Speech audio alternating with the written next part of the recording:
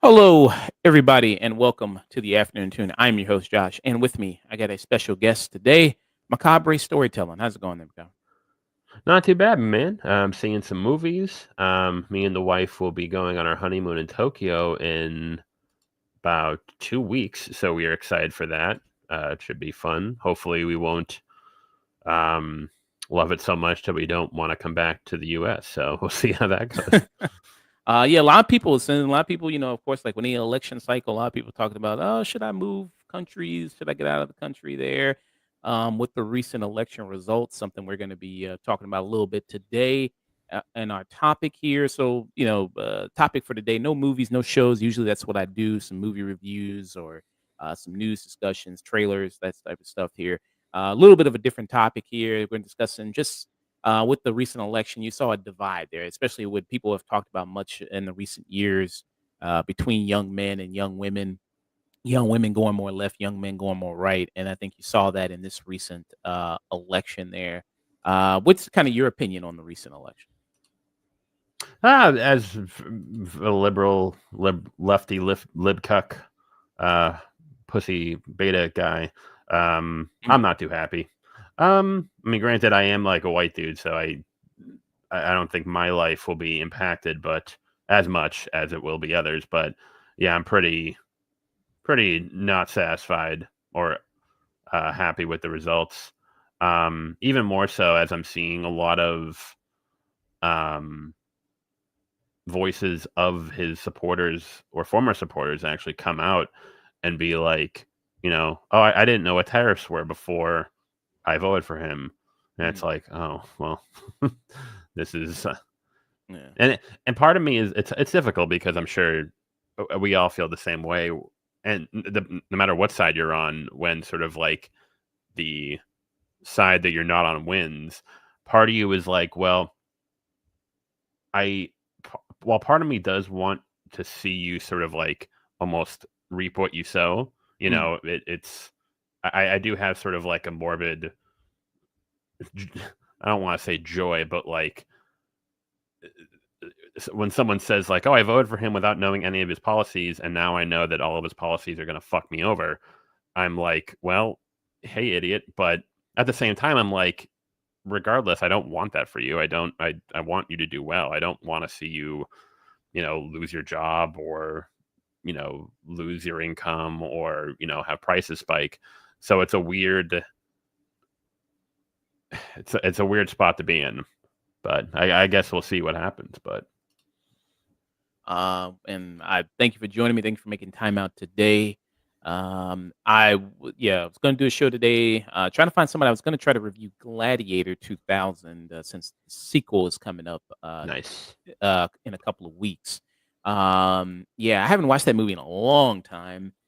So now Gladiator 2 is coming 24 years later is the sequel. So And apparently it's been getting decent early reviews, so which is my bar was not very high for the film, so damn. Yeah.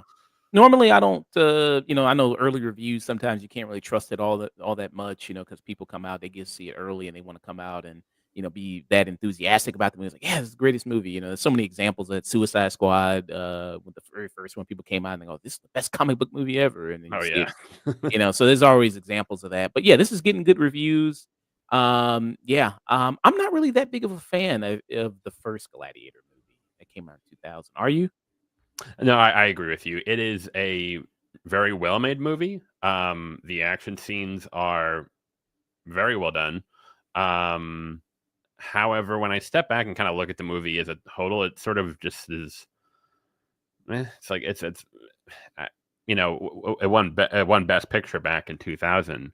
I don't know. It's weird because it's the movie where when I watch it, it's very well made. The performances are fantastic. The action's great. But in terms of like, I guess what's the word I'm looking for? Thematic depth, maybe. Mhm. if that's not too pretentious of a term. I don't know. It kind of leaves me wanting. It's just sort of yeah, that was okay, but nothing more than that. Yeah. Very well made movie, good revenge picture, but at the end of the day, it sort of doesn't really stick with me as much as other films might. Yeah. So it'd be interesting. Yeah, I wanted to go back and kind of maybe I'll still do that, give it a watch to see how I feel about it. And so the year that it won Best Picture, like you said, this was the 73rd Academy Award. So Gladiator won. So the nominees besides that were Chocolat, Crouching Tiger, Hidden Dragon, Aaron Brockovich, and Traffic. Um, so would you say out of those movies, that was the best one? I probably go with Traffic, but that's sort of um, what's what I'm looking for, uh, not Oscar Beatty choice. So I'm surprised Aaron Brockovich didn't win. In retrospect, that's a very like you know, I know that Julia Roberts won Best Actress for that. Granted, Russell Crowe won Best Actor. Um, but I think that's it's more of like a feel good story, um, ragtag sort of thing. Um, Crouching Tiger, if that one, that would have. I've never seen Chocolat, so I can't speak to that. But Crouching Tiger, Hidden Dragon, that would have been cool if it won. Yeah. Oh, I forgot this was also the same year because I see also in the Best Actress category, Ellen Burstyn was nominated for Requiem for a Dream. You could have nominated Requiem for a Dream. Yeah, that was the big. Julia Roberts, is she great in Aaron Brockovich? Absolutely, but that is an ungodly snub. She Yeah. like that. Ellen Burstyn like gave basically her the performance in that film. Yeah. So yeah, I'll probably review that later. I do have another stream coming up Monday with Sage from Rated M for Immaturity. Sage has been with me many times before. We're gonna review its Batman kind of day that day, I guess. We're gonna be doing Batman Mask of the Phantasm to celebrate the 85 years of Batman. We're also gonna be reviewing the Penguin, which is having its season finale today. You're watching the Penguin, aren't you? Oh yeah, shit! You just reminded me. Hell yeah, I can't wait. I'm actually like really excited for it. I probably won't be able to watch it before I do the overnight shift at my work, so I probably have to watch it tomorrow. Um, but yeah, I'm really enjoying it. Very, very strong. Nothing. I wouldn't say is it like top tier. Well, granted, it's a mini series too. It's not like I don't think it's going to be like a True Detective level where it's like this is like godly, television. But very, very, it's way better than it has any right to be, or than anyone I think expected it to be as well. Do you fear, because I'm hearing conversations already about this, that with the success of this Penguin show that they're going to start doing spinoffs with all the Batman villains. It's like, oh, let's do a spinoff like kind of like with Joker. It's like, oh, with the success of Joker, let's do maybe other villains there. Let's do Venom. Let's do other kind of villains without the main hero in the story. You kind of worry about that. Well, it's interesting because to my understanding, when Matt Reeves originally signed on for the Batman, not only did he set out to make a trilogy, that was sort of his plan to make a new trilogy, um, but I believe he always intended for there to be um, sort of an extended universe. Mhm. He always, even from the beginning, like I don't think the Penguin was something like, oh, the studio is making me do it, to capitalize on the success of the Batman. To my understanding, it was always sort of his concept of what the new Batman trilogy would become, that there would be extended series. Now, will they, is there a chance it might go overboard? Absolutely. Um, Aside from the Penguin, I can't really think of, at least right now, what other characters could warrant an entire miniseries. Some people, the rumors were maybe Catwoman, maybe Joker, the Barry Keoghan Joker. Yeah. Yeah, it's Catwoman. Maybe it depending on where she went off to in Gotham. Like maybe there's a story as to how like she decides to return. She goes through something that'd be kind of cool.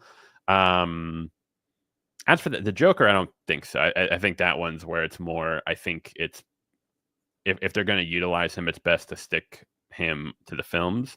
Because like it'd be like imagine a Heath Ledger Joker miniseries. It'd be kind of like you're kind of ruining the Mystique. mystique of the character. Yeah. Whereas, but then also for the Penguin, I think it's very smart what he's doing. He's sort of low key giving you Reeves is sort of setting up um a sort of like a baseline of exposition, basically. So when we jump into the Batman 2, we don't have to have like a 15-minute sequence where um the whole we have to what's happened since Batman 1, what has the Penguin been up to, what has happened to the people who were left dis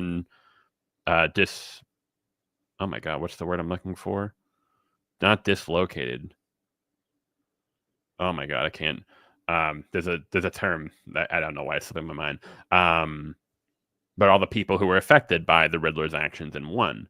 Granted, I'm sure they'll recap it a little bit in the Batman 2 when it starts off.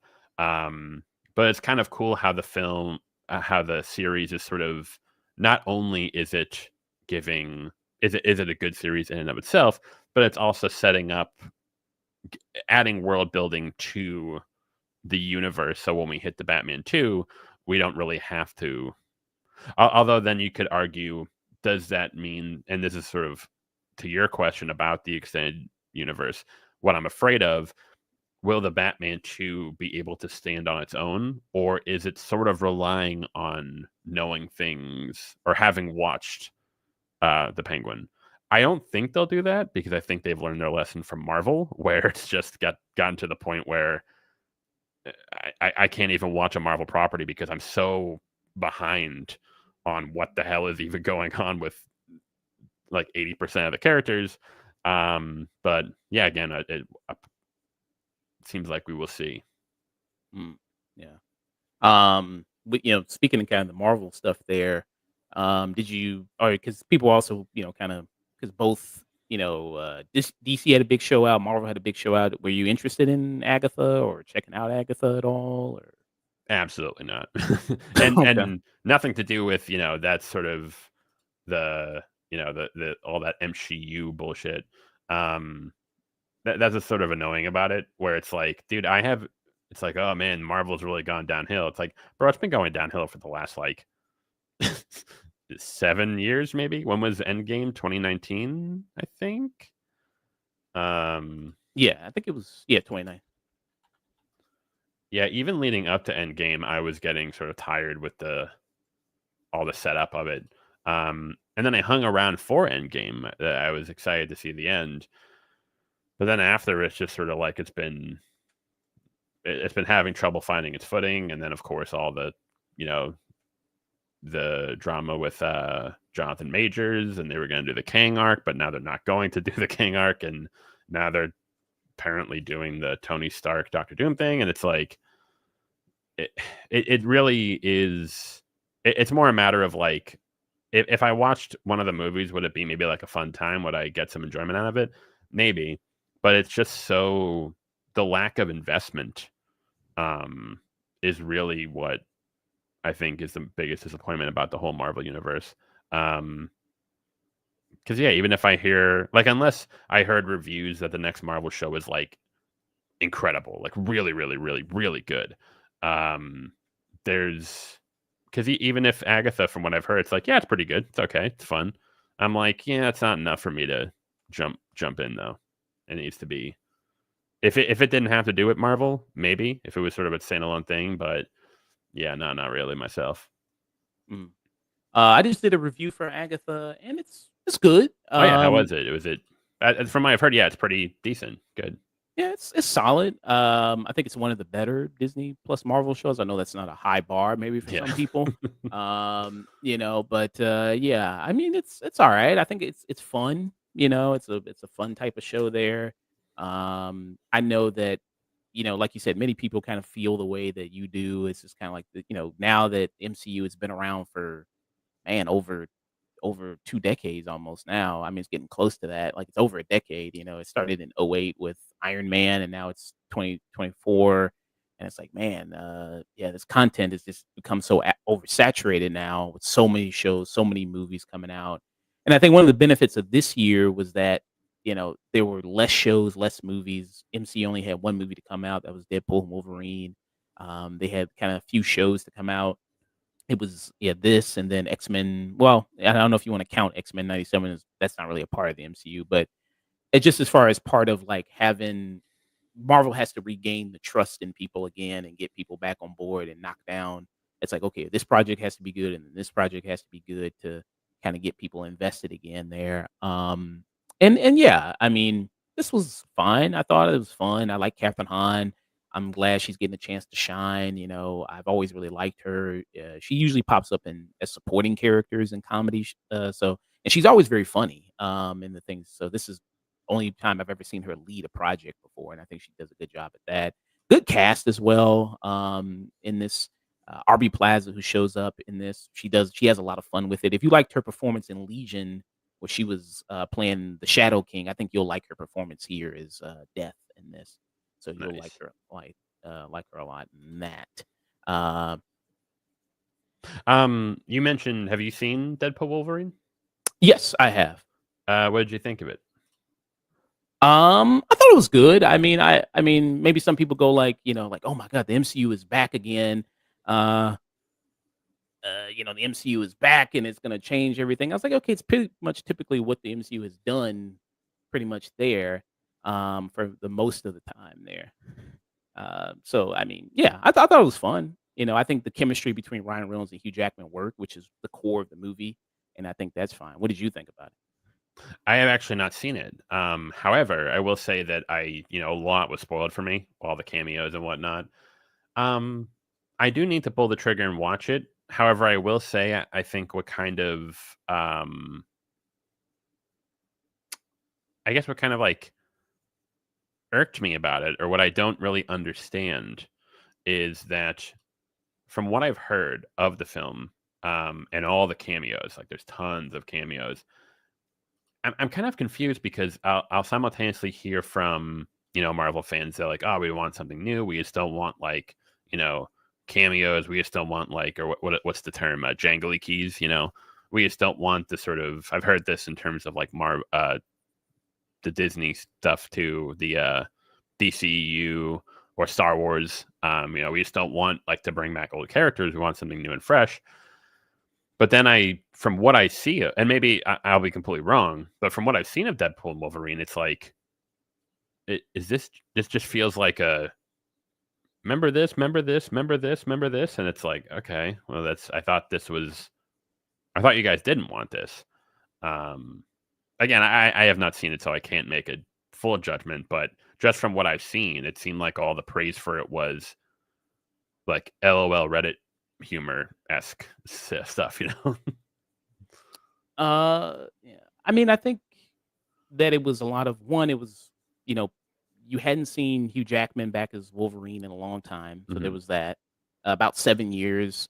There was a good space between another Deadpool movie because I think Deadpool 2 came out in what, like 2018, I think that movie came out. So there was a good space between that one. Uh 2018, yeah, you're right. and so I think that was part of it, and also it was, Deadpool, due to the nature of it, was making fun. It was taking the piss out of Marvel, which it desperately needed at that time, especially needs it at this time. And yeah, like I said, I think the chemistry between the two leads work. I think the story is, where it kind of goes and everything like that is kind of, it's kind of weak there. But some of it is, yeah, cameos, a little bit of that. But I think it does a better job with his cameos as opposed to something like with like the Flash, or like something like that, where it's just like, this is just, you're just here to just see the cameos be dumped out in front of you, just to go like, oh, this is cool, oh, this person and this person and that person, like they actually do something with the cameos in the movie, which I thought was good in it. Well, and so, well, you kind of brought up something, another thing that I sort of like was a bit, my raised my eyebrow to, where when you had Logan and everyone thought like, oh man, this is the perfect end for the character as Hugh Jackman as Wolverine, and then I remember like when there were whispers of bringing him back at some point, I think in conjunction with Deadpool. I remember maybe I'm just like being selective with this, but I think I remember there being there was some pushback. People were like, no, no, no, no, no, don't do that. Like, let's just leave Logan as it was because it's a perfect ending. Um, and so I was kind of surprised when people were pretty positive about it, even though I have heard from some. I guess it depends on that. That's sort of like the issue I have with a lot of like multiverse stuff, where people are like, "Well, isn't it kind of like ruin Logan's arc that was like perfectly capped up in Logan?" And then people are like, "Well, it's the multiverse, so like it's like a different variant or something." And it's like, okay, but I don't know, that stuff always kind of. I think it's still regard like that's the other thing I have the problem I have with the sort of like the Tony Stark Doctor Doom arc, where it's like, is it like clearly it's going to be a different variant of the multiverse, sure, so it doesn't technically cheapen the Tony Stark of the main MCU arc ending with Endgame, but still I think it's going to kind of like, I don't know. At least for me, it's hard to kind of separate those two. It whether I want it to or not, it kind of still cheapens it in a way. Yeah, and 2025, they did, I think, a big, Marvel showing or showcase that they do there, and they announced a bunch of projects, so that will also be a thing. They announced a bunch of shows and movies coming out. Of course, they announced at first Blade, but Blade's not coming out. They announced that for 2025 into, like, I think November, but they was like, "Yeah, it got pushed back again." So that movie is, I don't know what's going on with that. But yeah, so we'll see if the Marvel fatigue will also come to some of the 2025 stuff as well. I think the first one is Captain America: Brave New World, which they put out a new trailer for. I think I saw that at they showed it in front of. I saw Heretic a couple days ago, and they showed that in front of it Okay, what are your thoughts on that? on the trailer. Yeah, in the movie too, because I also watched Heretic. I thought it was good. Heretic, or well, so I'll start with the trailer was fine. Again, I'm kind of like so like half the time I'm not even really sure what the hell is going on because I'm like I'm so out of the loop as to like where people are in the universe and what has happened. Um, yeah, some of it looked cool. The that sort of like teaser of Falcon fighting the Red Hulk was cool. Um, as for how it's gonna all play out, the whole narrative, we'll see. Um, Heretic was good. I do think it did get a little. It was funny. A friend of mine before I saw it was like, I kind of told him the plot of the movie, and he's like, kind of sounds like our atheism a little bit, and it was kind of like that in the movie a little bit. Um, at least at the beginning. Initially. However, I think the movie did a good job of. It did make a lot of solid, as Hugh Grant is sort of poking holes in theology and like sort of like the basis of their faith. Um, there is I do like that there's pushback, like the scene where she turns the tables on him and are like, well, you made all this like, these cute arguments, but you left out a lot of context to try and push your argument. Um, and I think the second half of the movie is definitely stronger in the sense that there were a few times where I was completely particularly the ending, when you start to ask yourself, and this is kind of what the movie set up. It's like, okay, well, what actually am I seeing? What are my interpretations of the events happening? And I kind of realized, oh wow, this is the movie kind of set it up where what happens in the climax, you're actually it's not telling you what happened. It's allowing you to, based on what has happened in the film, to sort of make up your own interpretation. Um, so for example, I'll spoiler alert, I guess. Um, when a certain character, well, maybe not spoiler, but when a certain character makes sort of like a surprise recurrence, when you thought a certain character was done, but then they come back for a short period, that was a interesting beat because it's like, was that just a fluke? Was it just that that person had enough strength to, you know, carry on in the last moment, or was it some sort of divine intervention? Was it some sort of miracle?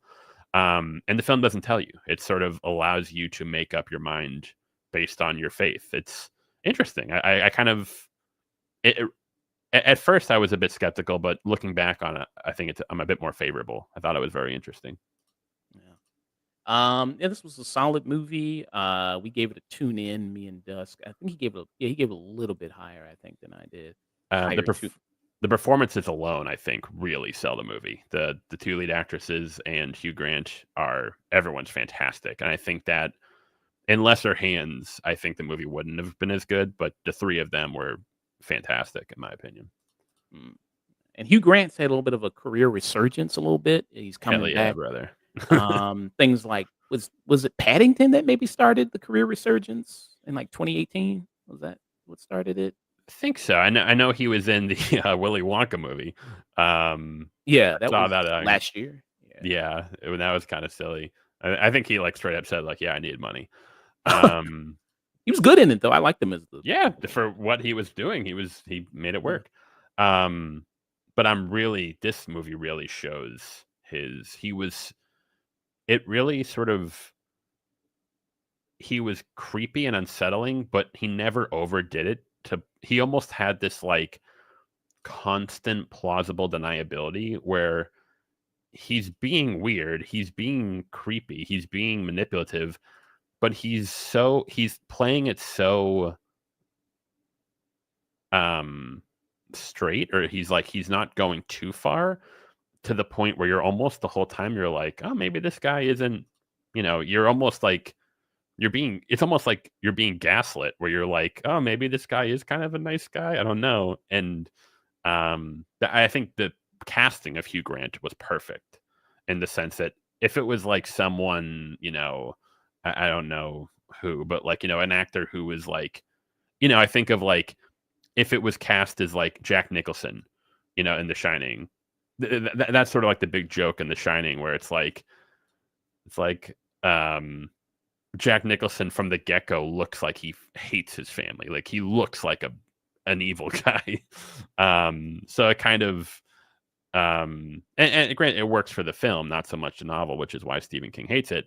But Hugh Grant, he kind of does have this really warm presence about him that kind of that makes you let your guard down. And that's kind of a big theme of the film, is that the main characters, they just he's able to make them keep letting their guard down constantly, and like just sort of like pulling them inch by inch by inch closer to the edge. And then there's the final, I won't spoil it, but the final scene where the kind of the big reveal happens about what his intentions are. It really sells it. It really makes it like, oh my god, obviously this is this is what you've been up to the whole time, but you were so convincingly good at almost making it seem like you weren't being manipulative or gaslighting us. Yeah, he was. If I almost wonder if like it won't happen, but like a best actor nomination for him would be like fucking sick. Yeah, probably not. They don't really do genre. Absolutely no, but it'd be Uh, cool. I can't really think of this year. I mean, this year's almost wrapping up. I'm trying to think of like best actor performances that I've seen this year. I can't really. I don't know if none really jump out in my head really that much. Of who I would maybe consider or who I would think would get nominated. I don't know. Any kind of name stand out to you? Yeah, so I saw a couple films at the Chicago Film Festival. The big one saw that I was really excited for was The Brutalist, Mhm. Brady Corbett's film. It's the it's like 3.5 hours long. It stars Adrian Oh, Brody as a architect, Jewish architect who comes from across who survives the Holocaust and makes his way to America, and it's sort of his story and unfolding. Um, very, very, very, very good. Super excited for it. It's 3.5 hours, but it flies by. Incredibly well paced. Um, he was genuinely fantastic in it.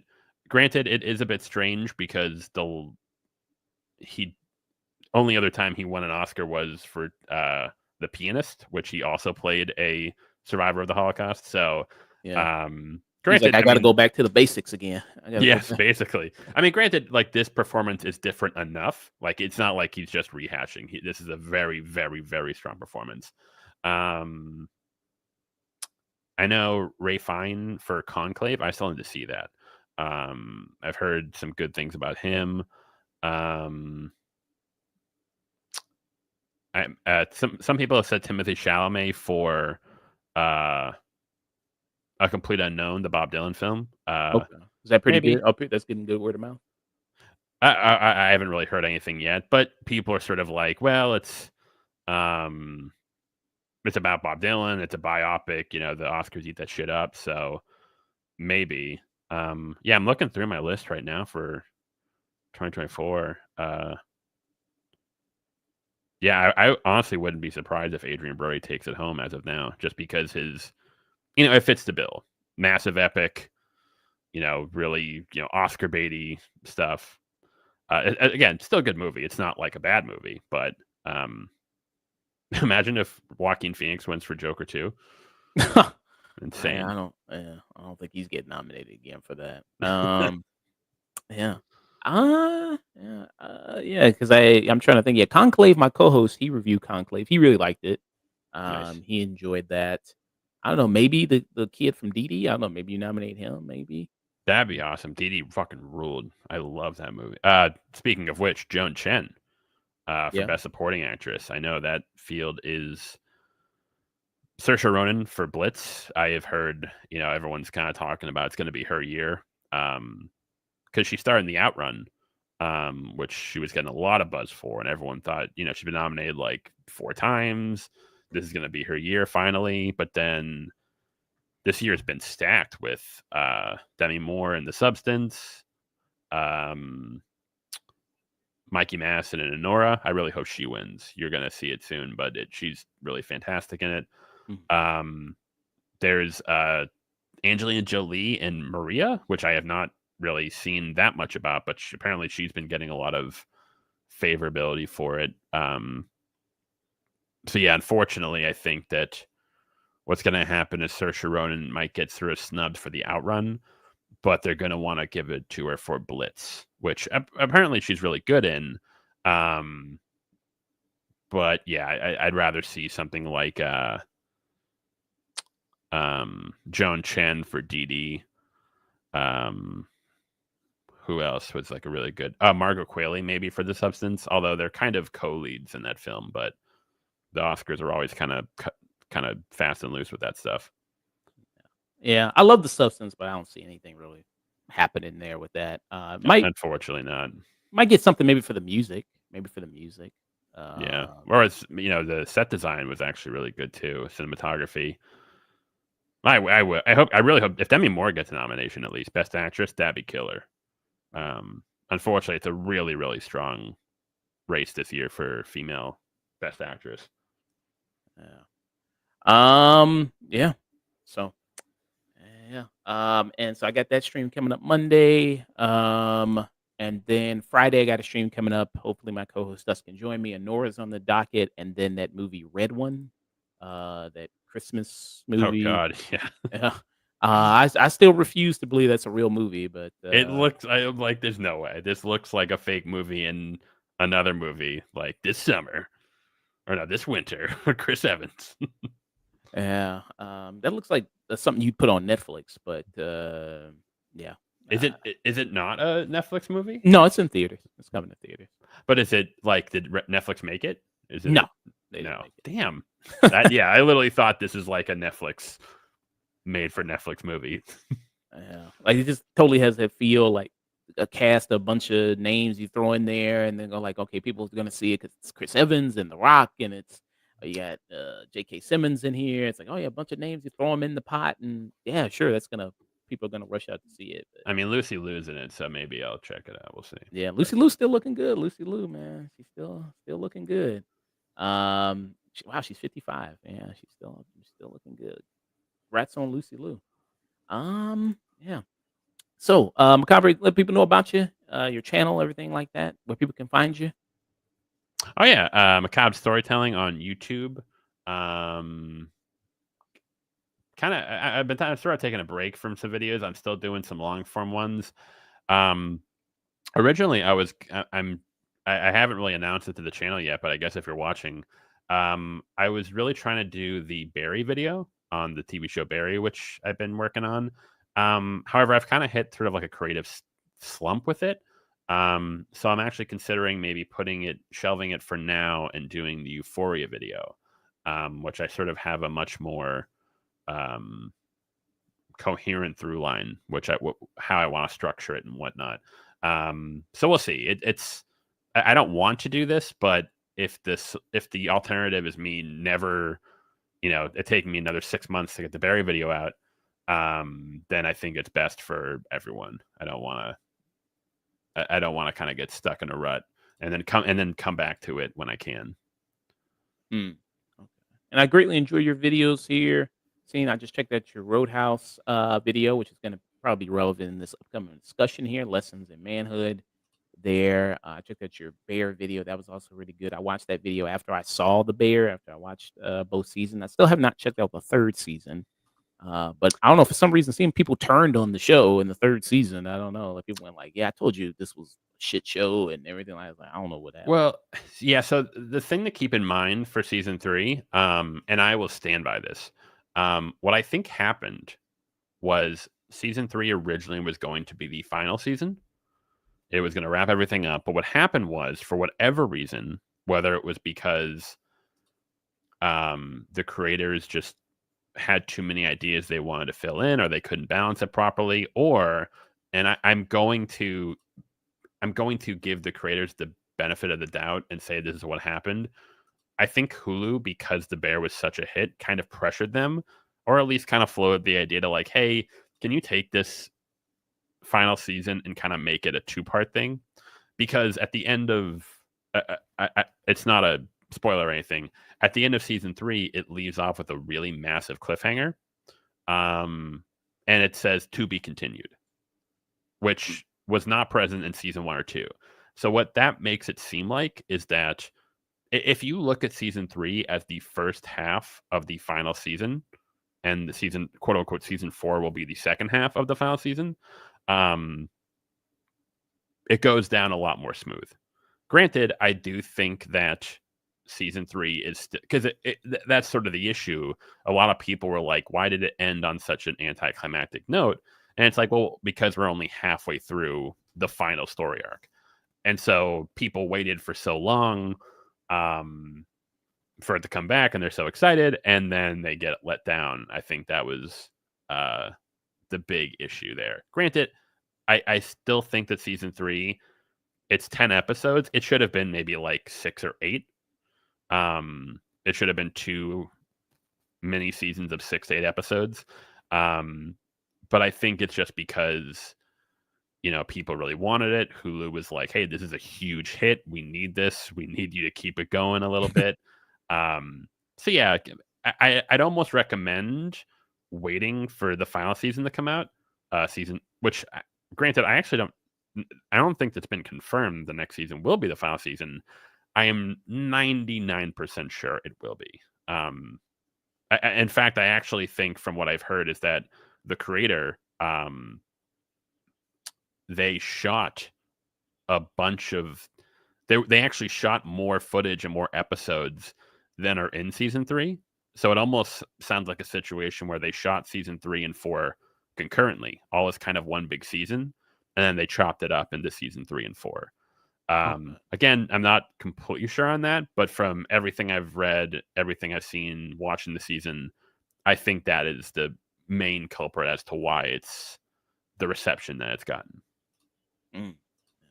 I'm eager to, yeah, check it out. And I don't know what the decision was behind them dropping it all at once. I don't know what the decision behind that was, instead of staggering it and releasing it weekly. Seems like that, that would stretch out the conversation of the show and then keep it as the water cooler show of online social media there of that. So I don't know why they did that. Dropped it just on Hulu there. Yeah, I Um, don't really see. It's ironic that sort of model is sort of, it kind of became a thing, and then it kind of, people realized that, oh, this kind of sucks. Like, it's not, people binge it immediately, and then they're like, cool. I mean, it's still great, we love it, but okay. I don't really know what the yeah. I almost nowadays I don't even know what the um what's what I'm looking for. What the justification for it is anymore. It is only from what I understand, it's only negatives. For everyone involved, basically. The only people who aren't are people who are like really hungry for it.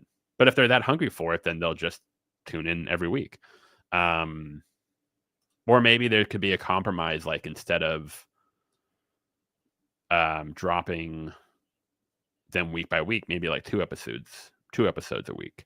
I know like a lot of shows do that. They'll drop the first 2 or 3 episodes first, and then they'll go to a week by week for the next, 7 to 8 episodes until the end.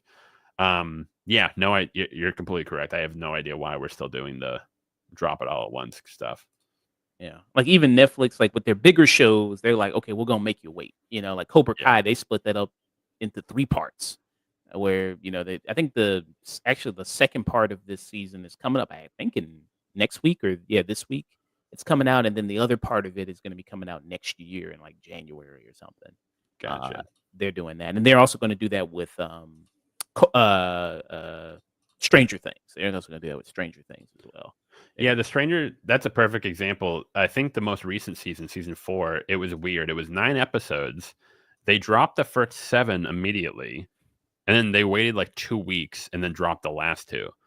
Um, which was very strange. Granted, I understand why episode 7 does leave off with like it's like a really big revelation. Um, and so they kind of wanted to save, you know, kind of like you said, they kind of wanted to get the hype train. They wanted to get the social media people like theories and all that stuff. But it's just so weird.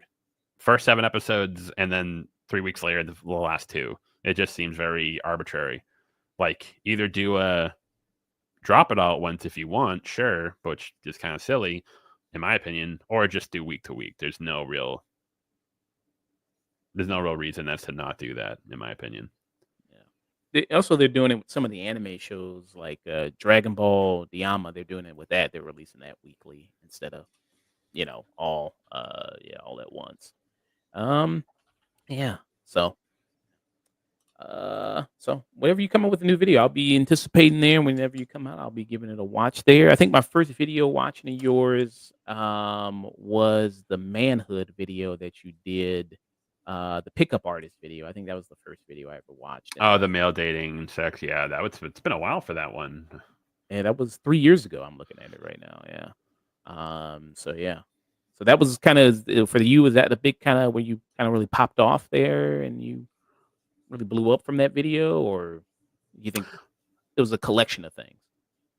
It was really sort of like the two big ones. The first big one was my Tyrion video. It was like the third video I ever made. Oh, no, sorry, it was the first video I ever made. And like a year after I posted it, it popped off and got like 1.5 million views leading up to the last season of Game of Thrones. And then I kind of did Game of Thrones content for a while, media content. And then there was one day where I woke up and I did a video on male body transformations, male like celebrity, all the stories you hear about, like, Chris Pratt drops like 60 pounds in 6 months or whatever. Um, and that one, so I kind of made that video on a whim, just like, yeah, let's make it. This doesn't really match my channel, but you know, I'll, uh, I kind of want to make this. And then like 2 weeks later, it's up to like 2.5 million views. And I'm like, well, shit. And then kept sticking with that. Was sort of like a really big one. That one really kind of helps launch things. The male dating and sex struggles one though was also, I think it's up to like 800,000 views or something. So that one also was a big one. And then now overall, I think my long form stuff on video games and TV shows is really, that's sort of like the bread and butter of the channel. So I'm focusing on that, even if it means it's a very long gap between videos, which I don't really mind that. Because you said you have another job there, so YouTube isn't your main source of income there. No, and I'm Being kind of, frankly, I'm kind of glad it isn't. I love it, but it's Mm. something where it's like if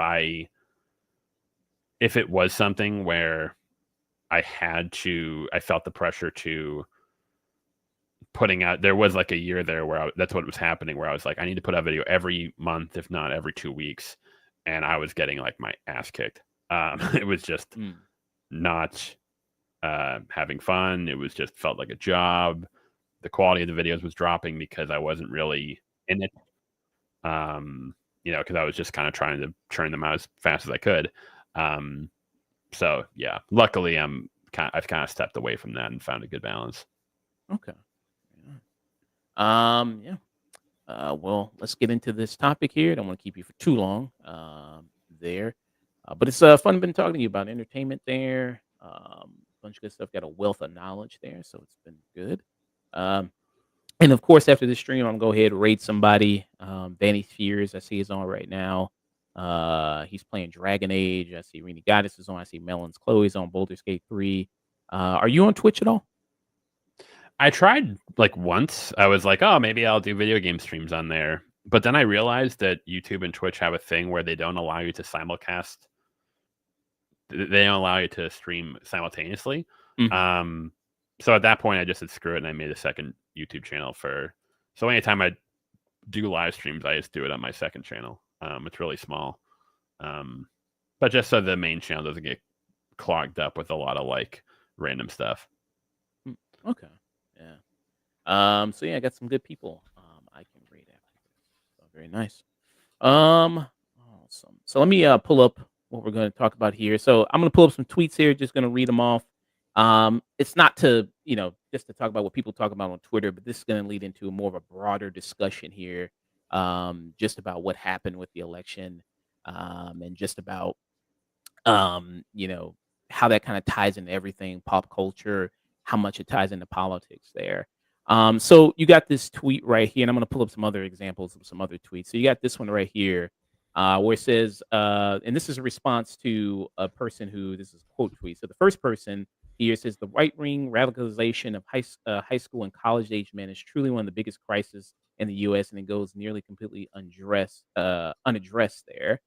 And then the person quote tweets it and says that I want to make this very clear. Young men have nothing. Literally, we have nothing. No future prospects. Most don't have skills. Most don't have partners, all for reasons outside of our control. All we had was our hobbies, and we couldn't even be left alone to have that. And then for years, all our lives, from every institution, from every piece of pop culture, the message has been beaten into us that we are the root of evil, that we are irredeemable and privileged there. The only escape was pop culture of the past, where we weren't hated, but even there, we had no refuge, and we're given the opportunity to finally, many of us, for the first time, to maybe just maybe get a future, get peace. And you tell us we're radicalized. Most men are really, really low maintenance. We don't need much at all. Just a hug now and then, a hobby, a challenge, and be left alone. Most of the time is more than enough for the vast majority of men, but that was too much to ask for. You have that. And I'm also I got another tweet there I want to pull up, but just to start with that one is first. What's kind of your initial reaction to that? Frankly, I think it's completely pathetic. Well, the first question I would ask this person is, he mentioned, I think in like the third or fourth tweet down is, and now we have a chance to get something for ourselves. And of course, the question is like, what does voting for Trump or Republican, how does that accomplish anything? Let's say, okay, he wins and now he's in the White House, he's going to do stuff. How is any of this going to fix anything in your life? And the answer is it's not going to. Sadly, it's not going to help one iota. The problems what he is describing are issues that I do talk a lot about in the male dating video about the male loneliness epidemic, men struggling with relationships, feelings of purpose. However, this is what sort of happened is when we're trying to fix this, people talk about the male loneliness epidemic. When people address this, it has to be a two-part process. One, there has to be an acknowledgement of the struggles that young men face. That is what I was trying to do with the male dating video, which is basically like, hey, as a guy who has been here, I hear you. I know exactly what you're going through, exactly how you feel. the struggles you face with women, dating, et cetera, et Mm. cetera, et cetera. I understand that there are no, like, outside of like, bullshit pickup artist or, red pill stuff, there is no practical advice for dudes on how to approach dating. So this is my attempt to reach across the aisle and let you know that we hear you. And that's good. That's great.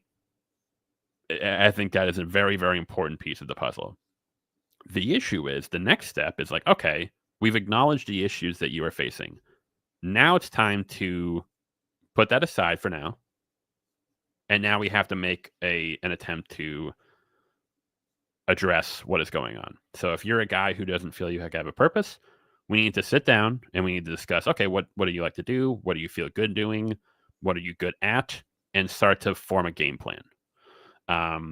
Okay, you want a relationship. Okay, are you overweight? Okay, let's get you to the gym. Do you dress like shit? Okay, let's save up and get you some decent clothes, make you look good. Mm. Um, do you actually interact with other people ever? Or do you just sit in your house or on the computer all day? No? Okay, great. Let's join some clubs, find some hobbies, volunteer, go to a bar and like try talking to 10 women and get blown the fuck out 10 times in a row. I promise you, it's not as bad as you think, and it's a very valuable lesson for dudes to realize that asking a girl for her phone number and her saying no is nothing bad's going to happen. It's not the end of the world, and you're going to feel better about yourself that you had the confidence to do so.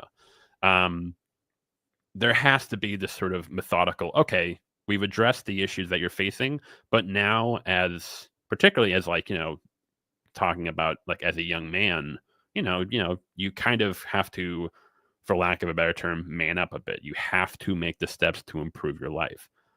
But it seems like what's happening is that a lot of these guys, and that tweet I think is a perfect representation of it, these guys have completely checked out. They refuse to sort of take any steps to improve their life.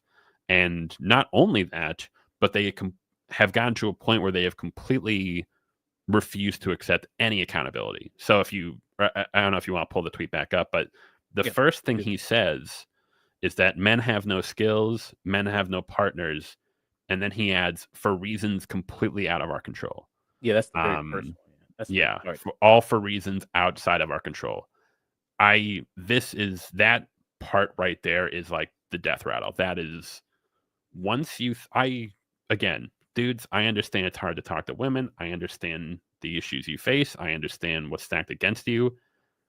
But once you have accepted that or have internalized the belief that the reason that you don't have a girlfriend or you're not attracted to women is out of your control completely, it's over. I don't Mm. like, what do I say to that person? It's like telling a fat person, it's like, okay, I'm overweight and I'm not happy. It's like, okay, well, we can go to the gym and we can watch your habits. We can check your eating. It's like, well, no, there's nothing I can do. I'm just fat. It's like, well, no, that's not true. There's a lot you can do. I recognize that it's going to be a long journey. It's going to be rough. It's going to be hard, but there are things we can do. But if you even refuse to acknowledge that anything is in your control, at that point, and this is sort of where I am with a lot of young men, where it's like, I I don't want to just like throw my hands up and be like, well, fuck off then. But if you're not even going to make any attempt, not even make an attempt, even acknowledge that there are things that you can improve, or that there are actions you can take to improve your life, um, I I just don't know what to say to those people. It's a completely, as I said, I think it's a very pathetic attitude to have, especially as a dude. Mm. So the reason I bring up this, not to, like I said, not to just talk about stuff on Twitter there, but I think, like I said, it branches to a larger conversation. And with the recent election and with the election results, and I know they're still kind of parsing through a lot of the data, but with some of the data, it seems like I said, the young divide really showed up in this election, much like what people talked about during these recent years of how the younger generation, the Gen Z generation, younger women are going more left and then younger men are going more right.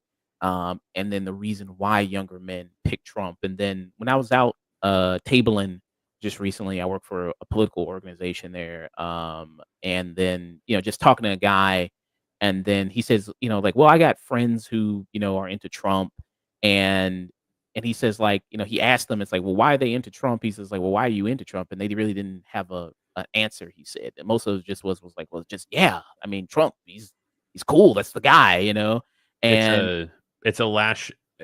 I don't want to be as well. No, you have to call a spade sometime. In most of these cases, for a lot of these young guys, it's just a lashing out.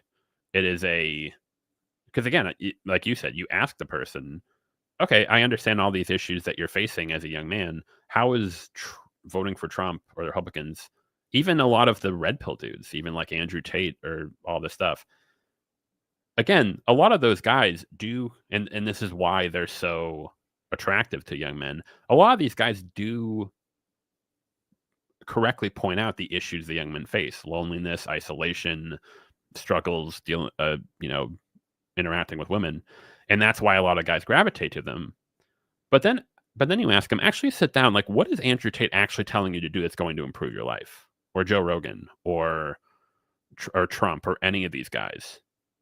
They're giving you part A, but like, what is the part B that you think is they're going to give you? And I'm really worried that a lot of these dudes are gonna find out. They're gonna, a year goes by. Well, consider Trump was a.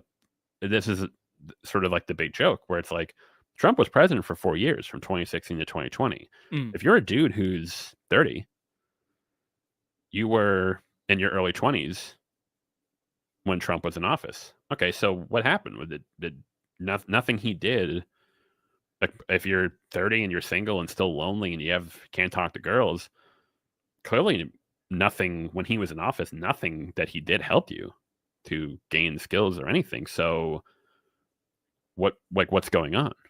yeah, And again, if you want to, if there's someone who legitimately has voted for Trump for reasons, again, I think he doesn't have any strong policy positions. I think most of his policies are going to actually hurt the economy. Um, but okay, we can discuss that. But it's really scary, like you pointed out, where a lot of guys are voting for him out of some desire for. I think it's really that they're trying to gain some level of control over their lives. They think that by doing this, it it's going to give me some level of control. Things will get better.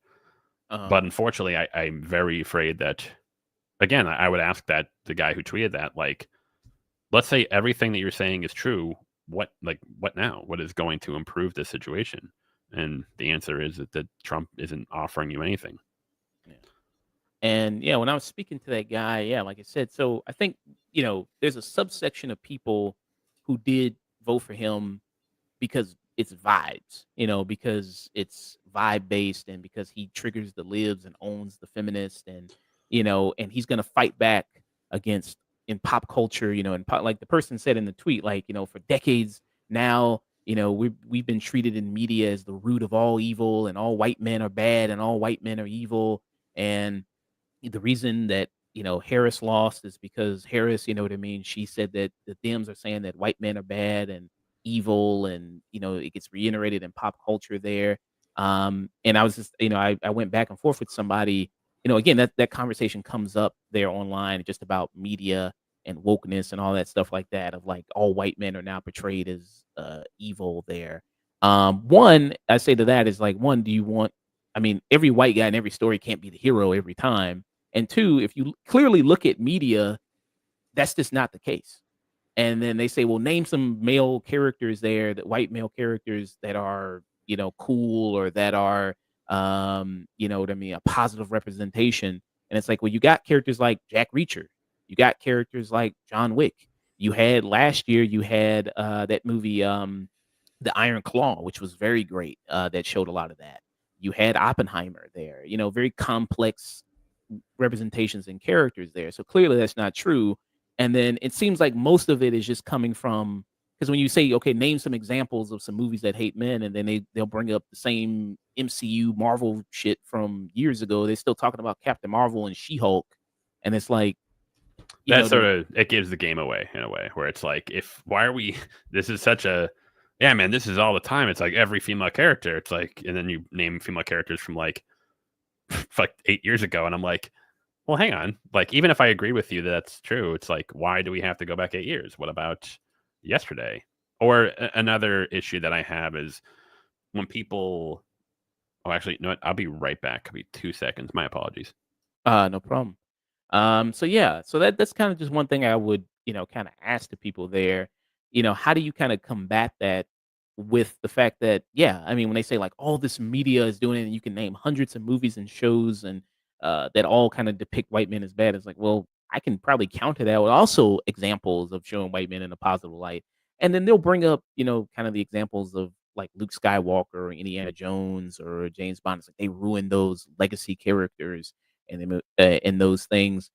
Even though, yes, I did think the Indiana Jones, the last one was bad. I didn't think it was worse than Kingdom of the Crystal Skull. Actually, I didn't think that was worse. And then they'll say like, well, the Bond movie, they messed up Bond. Actually, I thought No Time to Die was actually pretty good. I actually think that was actually a pretty solid Bond movie. It ended on a good note. And it was better. And that's not even the worst Daniel Craig Bond movie, because the worst Daniel Craig Bond movie is Quantum of Solace. I think that probably is the worst. Or actually, not Quantum of Solace. Spectre is probably worse, is the worst one. So yeah, they'll name the kind of these figures in media there that are kind of representations of the fact that it gives an example of why the culture is basically echoing what I'm already feeling as a result of that, and like how do you really necessarily combat that? And I bring up the election, yeah, like, the results there with the divide between young men and young women there, going a little bit more left and then young men going more right. Not to excuse the Democratic Party, because they're still at fault for the loss that they had. I still put the blame mostly firmly with the Democratic Party and with kind of their strategy and campaign plan. And if they did a little bit of different things there, they probably would have won. And then it was a failure to motivate their base to come out and to vote for them. That was the cause of their downfall, that people just kinda just didn't see anything. They kinda just threw their hands up and went like, "Eh, whatever. I'm just not gonna show up in this election, and I'm just gonna sit this one out." And they kinda lost the apathy there, and they lost the people just sitting at home on the couch. Um, do I don't wanna infantilize the voter too much, because I think the voter also has a responsibility there to be educated maybe on some of the topics and things that they were voting for.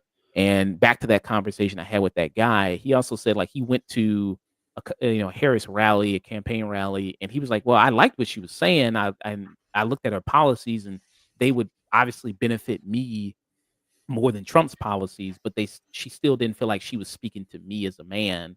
So it's like she didn't really offer nothing to me as a man, and she didn't really come into our spaces. She didn't go on the Joe Rogan podcast when she had the opportunity to do so, and that was a kind of a failure on that. Yeah, so you kind of had that there. You Well, want to come in? yeah, and just as that's another issue that I'm really apologies for stepping away. That's another issue I'm really sort of like worried about, where you have these men, these young men who are like, in their 20s. And I'm not talking about like young kids. I'm not talking about like a 10 or 11-year-old who like watches Logan Paul or Andrew Tate and says some like dumb shit. Like that obviously is like, he's a kid. We need to get him off TikTok, or whatever. Um, the issue I have is like we have these men who are like in their 20s and 30s, sometimes even 40s. These are grown men. These are men who know exactly what they're doing. They know exactly what Andrew Tate is saying. They know exactly what the attitude surrounding these sort of figures, Trump, or their attitudes towards women. And there's sort of this, they simultaneously want to be like, men are, like we're not emotional. We're strong men and we have to, be, taken seriously. But at the same time, there's almost this like infantilization of grown men of like, well, they're just confused little boys who are just sad that they don't have a girlfriend. And like, I don't know what else to do. And I'm just lashing out. It's like, at what point, and another thing, um, you'll often see, I think I even had a conversation with someone on Twitter about it. They were like, well, a lot of these guys don't really mean this stuff. They're just kind of like trolling and stuff. But it gets to a point where it's like, at what point, as a grown man, do you take responsibility for yourself and your actions and who you vote for and what you say? Again, that I don't know how old that kid is in that account that you pulled up, the one that tweeted like, Mhm. I don't have a girlfriend because of reasons out of my control. But like, how can you simultaneously preach like, traditional masculinity and this idea that men are strong and they are the ones in charge and they should be in charge, and then simultaneously in the same breath say, well, I don't have a girlfriend because the feminists are really mean. It's like, I don't, it's, it's a weird contradiction in their worldview that I don't understand. And again, when it comes down to being like, this has got to be an emotional. It's an overwhelmingly emotional reaction. It's not a logical one. Um, And why, if your guys are all these, trad dudes and who are these are the kind of guys that women really want, then why are Republican conservative dudes struggling so much in the dating market, particularly? Um, but there doesn't seem to be any introspection. There doesn't seem to be any accountability on their part.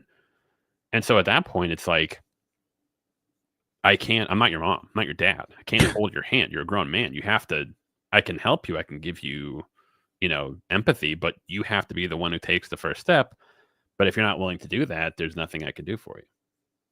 and you know, people dissecting like this election loss, and then people trying to come up with solutions. It's like, okay, so what can Dems do better, in many years? And then some of the solutions tossed out was like, oh, we need our own. And this also, this conversations came up years before too, a couple years before. If we need our own leftist liberal Andrew Tate, or we need our own Joe Rogan, or we need our own Ben Shapiro, and that's going to help there. Like, what does even a leftist liberal Andrew Tate even look like? Like, I don't even know what that's supposed to mean, because like what he's selling is not something that a leftist would sell, right? He's selling easy solutions to complicated problems, and selling things that society has already ingrained into, young boys at an early age. So it's easy for him to sell this image of masculinity with a leftist is trying to present a different view of that, and how masculinity has all these different kind of facets to it. What's kind of your thoughts on that?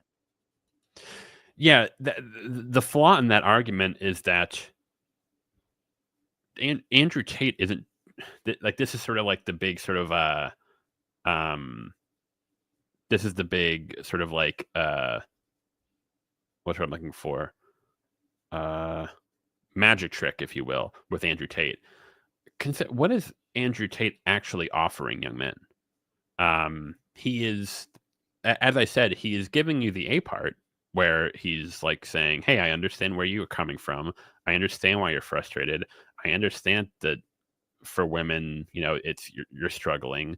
And a lot of guys resonate with that. That is what they understand. The male loneliness epidemic. They want to be, men want empathy. They want to be acknowledged as men. That's all well and good. I think that's an important part.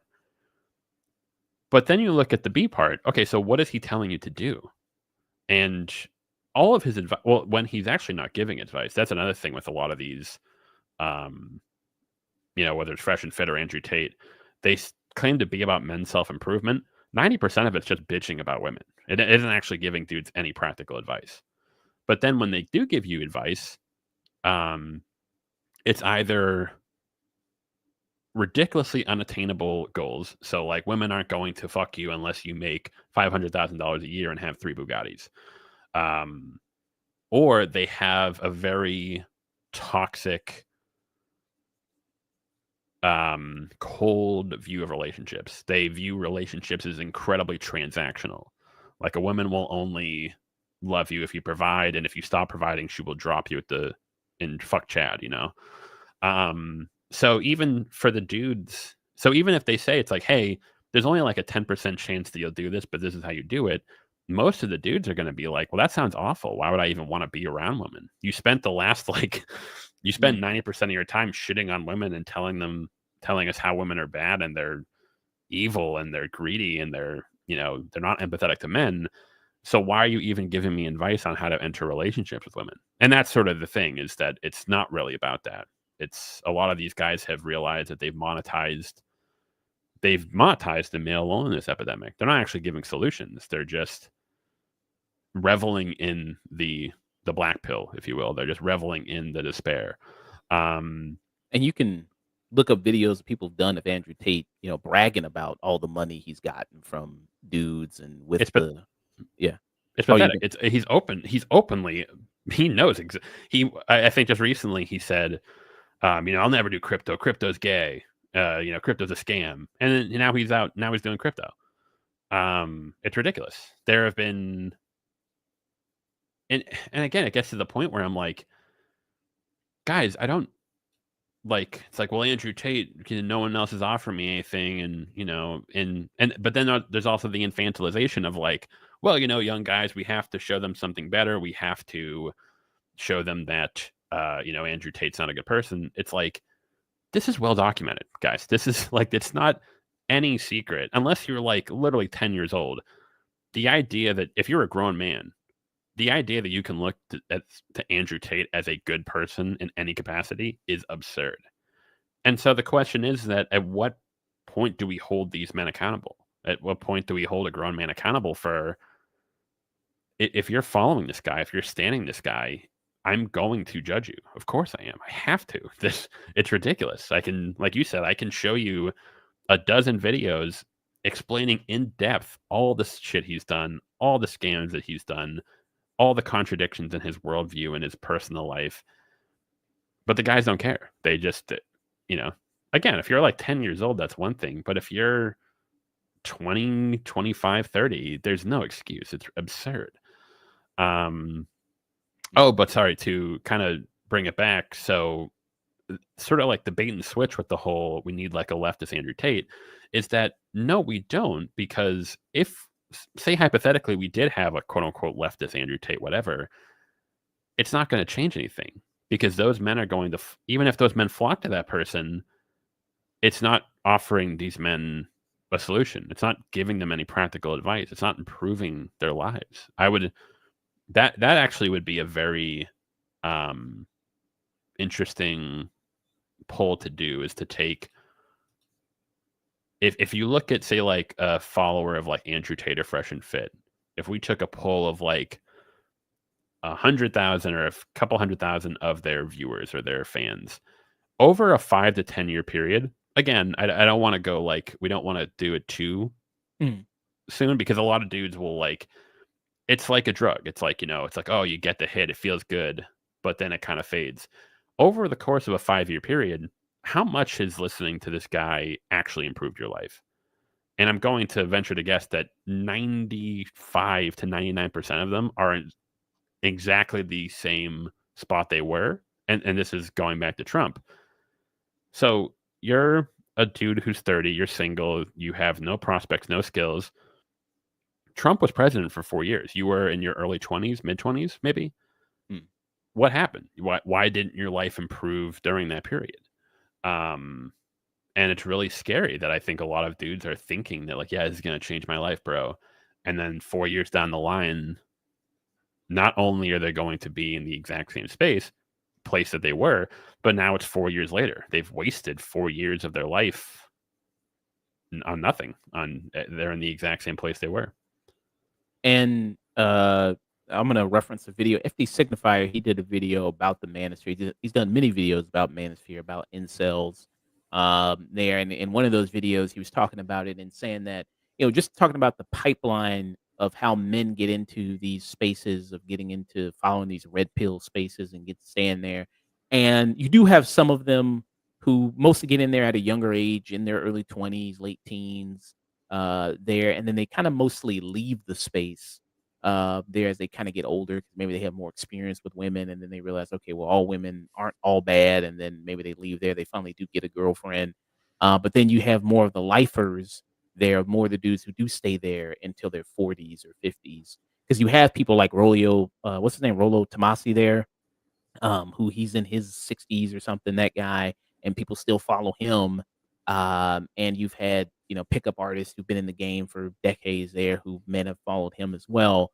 So do you think it's just something that a process of just dudes are just gonna naturally just kind of grow of it? Or do you think because of just the economic state of things in the country there, because it doesn't look like it's gonna get that much better, right? It doesn't look like you're not gonna probably make that much more money.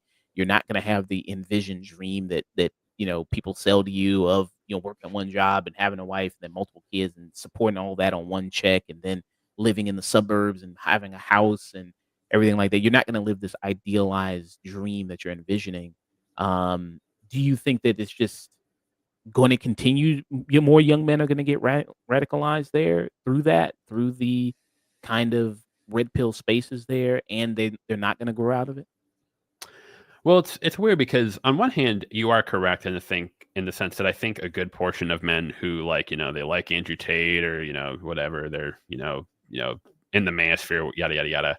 Um, Eventually, what's going to happen is they're really angry, they're not successful with girls, I'm in a bad place, yada yada yada. And eventually, what happens with a lot of these dudes is that eventually they go out, they finally do something. Just they don't even have to give a lot of effort. They just finally do a little bit of effort. Maybe they, after a year in the manosphere, they realize, hey, my life hasn't gotten any better. I should do something else. And they meet a nice girl, and they realize, hey, all the shit that the red pill dudes told me is really not true. And then they move on with their lives. Um, However, I will say before I get to the second part of your question, on one hand, regardless of the fact that, oh, well, a lot of these dudes will grow out of it, the scary part for me is the fact that, well, at what point does that not really matter? This is something I think that was explored back in the sort of SJW, anti SJW days of YouTube, maybe Mm. 10 years ago, thereabouts. Where a lot of those YouTubers, they were anti SJW, they were shitting on trans people and libs and yada yada yada. A lot of those people have since kind of as they've gotten older, they've kind of grown out of it. They've kind of realized. I think Chris Ray Gun was someone. Hunter Avalon was another. Shuan Head. These are people who kind of were. Amazing They kind atheist. of they kind of seemed like they were aiding to the anti SJW, but as they got older and matured out of it, they kind of became more have moderate. Some of them even went straight to the left when they started to realize, oh wow, a lot of these people are really bad people. And that's great. But then the question is, it's okay, that's fine. But you've also spent the last 5 years preaching this stuff and pushing this stuff and pushing this ideology. It's great that you're not doing that now. But at, like, at what point do we say it's well, should you be held accountable? Not necessarily legally or morally, maybe ethically. Are you being held accountable for what you pushed? So again, I agree with you. I think a lot of guys will age out of a lot of manosphere stuff, but the scary part is while that's happening, the damage they're doing is still occurring. Particularly because, to answer the second part of your question, let's say that this is, are you familiar with Daryl Dixon? Yes, the guy that was famous for going the KKK and he converted KKK members there. Yeah, so Daryl Dixon, I mean, he's a great man. However, something that really bugs me about his people who talk about him is they seem to imply that, well, Daryl Dixon, he just went to a Klan rally and he talked, and over the years, he's talked 200, I think, of Klan members out of the ideology. Daryl Davis. My apologies. Daryl Dixon's from fucking Walking Dead. That is embarrassing. Oh my God. Fuck. Damn it. You got to clip that or something. Sorry. Anyways, Daryl Davis, my apologies.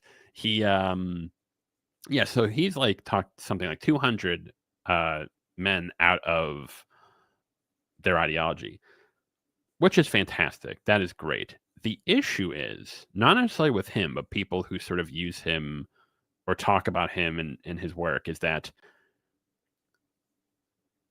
if you were to ask Daryl, it's hey, that's great, but what is the main solution to getting rid of white supremacy? Is it just talking to Klan members? He would never say that. He would say, no, we have to root it out from the roots, because as fantastic it is that he is converted 200 members out of the ideology, consider of the 200 members that he talked out of it, how many people did they infect? How many people did they speak to? How much hate did they push that um, made the people who they were around also adopt that ideology that still hold the ideology to this day? Um, and the answer is probably by a significant, an extreme margin, way more. I think he even talked. So, like for example, I think he talked one of the the grandmasters of the Ku Klux Klan. He eventually made that guy um, rescind his membership. He made him reconsider his ways, which is fantastic. But unfortunately, that doesn't erase the fact that for probably decades before that, that man was spreading this hateful ideology and likely brought hundreds, if not thousands, if not even more people into that ideology that probably to this day still hold those beliefs. It's not like as soon as that guy renounced his beliefs, everyone else who followed him was like, "Oh, I guess I'll do the same." Like, unfortunately, it's not how it works. Um, and so, sorry to bring it back to the master question is not only is it fearful that the guys that there are some guys that will never age out of it, who will still stay bitter and become more radicalized, but even the guys who do age out of it, while they're in that space, they are still latching on to, they are still spreading this ideology, which is going to spread to more young men. And unfortunately, a good portion of those men, while some of them will age out of it, others won't. And to your point, as the economy gets worse, as time goes on and things still aren't getting better for them, I think the problem's only going to get worse. And this is why the whole Trump thing is such a um, kind of red herring where people are like, yes, he won. Great. Now what? Like, how is this going to change any facet of your life? How is Trump winning the presidency going to make you ballsy enough to talk to that girl at the bar? It's not. Mm, yeah. And yeah, so like I said, the root of the problem and like what's the root of the problem? Like if you're trying to source like with the male loneliness epidemic or, with the person described here in the tweet of like, having no prospects, having nothing, anything like that. It's like, well, I mean, hey, if you made, education, college free, maybe people wouldn't go into debt and then more guys would go to college because the number of men going to college is dropping while the number of women going to college is rising. And you would want men and women to incentivize both them to go to college, even though there's some people that crazy in the right wing space that are so crazy they don't even want women to go to college or obtain higher education when that would be beneficial if you're trying to end because that's a space where most men and women are forced to be together and are gonna probably you're gonna meet a partner there in that situation. Don't having skills. Maybe if you also made trade schools there, you made that more affordable for people. With the ability to, make more money, increase the minimum wage, increase the, workers' rights there, you're able to have it where you're not working so long, so many hours, and you're not tired from work, and you're coming home, and you're like, I don't feel like going out. I don't feel like, going out. And with things, and because also with going out, things are incredibly expensive. Drinks are expensive. Taking people on dates is expensive. Constantly doing that on a weekly basis can kind of add up for maybe not a result that you're kind of looking for. So again, it all traces back to the root of something that, like you said, Trump isn't really offering that. Like, he's not really probably going to fix all those things. And then people, when you list those things, are saying like, well, if you maybe have this and this can lead to that solution. But people, it seems like sometimes these people want a guarantee. It's like, if these things happen, is it going to be a guarantee that I get a partner? Is it going to be a guarantee that I get a relationship or anything like that? It's like, well, I can't guarantee that. No policy can guarantee that you're going to get a significant other or anything like that. And also kind of the ownership of the hobbies of, it's like more women, are coming into playing video games or into anime and they're going to anime conventions, they're talking about anime. It's like this was our thing. You got kind of this ownership some of these dudes have of, this was our thing, you know what I mean? Now all these women coming in here and then we were bullied for so many years, for liking video games and anime, and now all of a sudden these women want to come here and pretend that they like it. All these women in video games now as the lead characters, taking away all the male video game characters. Um, do you think like a lot of that pop culture stuff there of, the women being a lot of female lead characters, which I don't even think like I think it's more now than was before, but it's not like, they try to over exaggerate the problem. Like every game has LGBTQ characters. Every game it has a lead character that's black. Every game has a lead character that's a woman. How much do you think that these people it impacts, I guess, other aspects like with the election? How much do you think that really matters to people who really focus on things like that? Oh, entirely. I'd almost venture to guess that if the same guys who are bitching about like feminism and you know, you know, video games and girls and Star Wars, all those guys who end up voting for Trump, they have absolutely no idea what his policies are. Again, it's just a lashing out. Again, I ask you, let's say everything you say about like woke Hollywood and woke video games is true. How the fuck is Trump does not give a shit about you, bro? He does not care. Yeah, Trump has probably hasn't played a video game in his entire life. Like, what do you think is going to happen? He's going to go into the video game companies and like clean house. It's very bizarre. Is he going to fire Bob, Kathleen Kennedy, and like take over Star Wars? He does not care. Nothing is going to happen. Um, but to your initial question, what's so ironic about a lot of the issues guys complain about? So if we go to that tweet, he said, "Well, men have no skills outside of their control."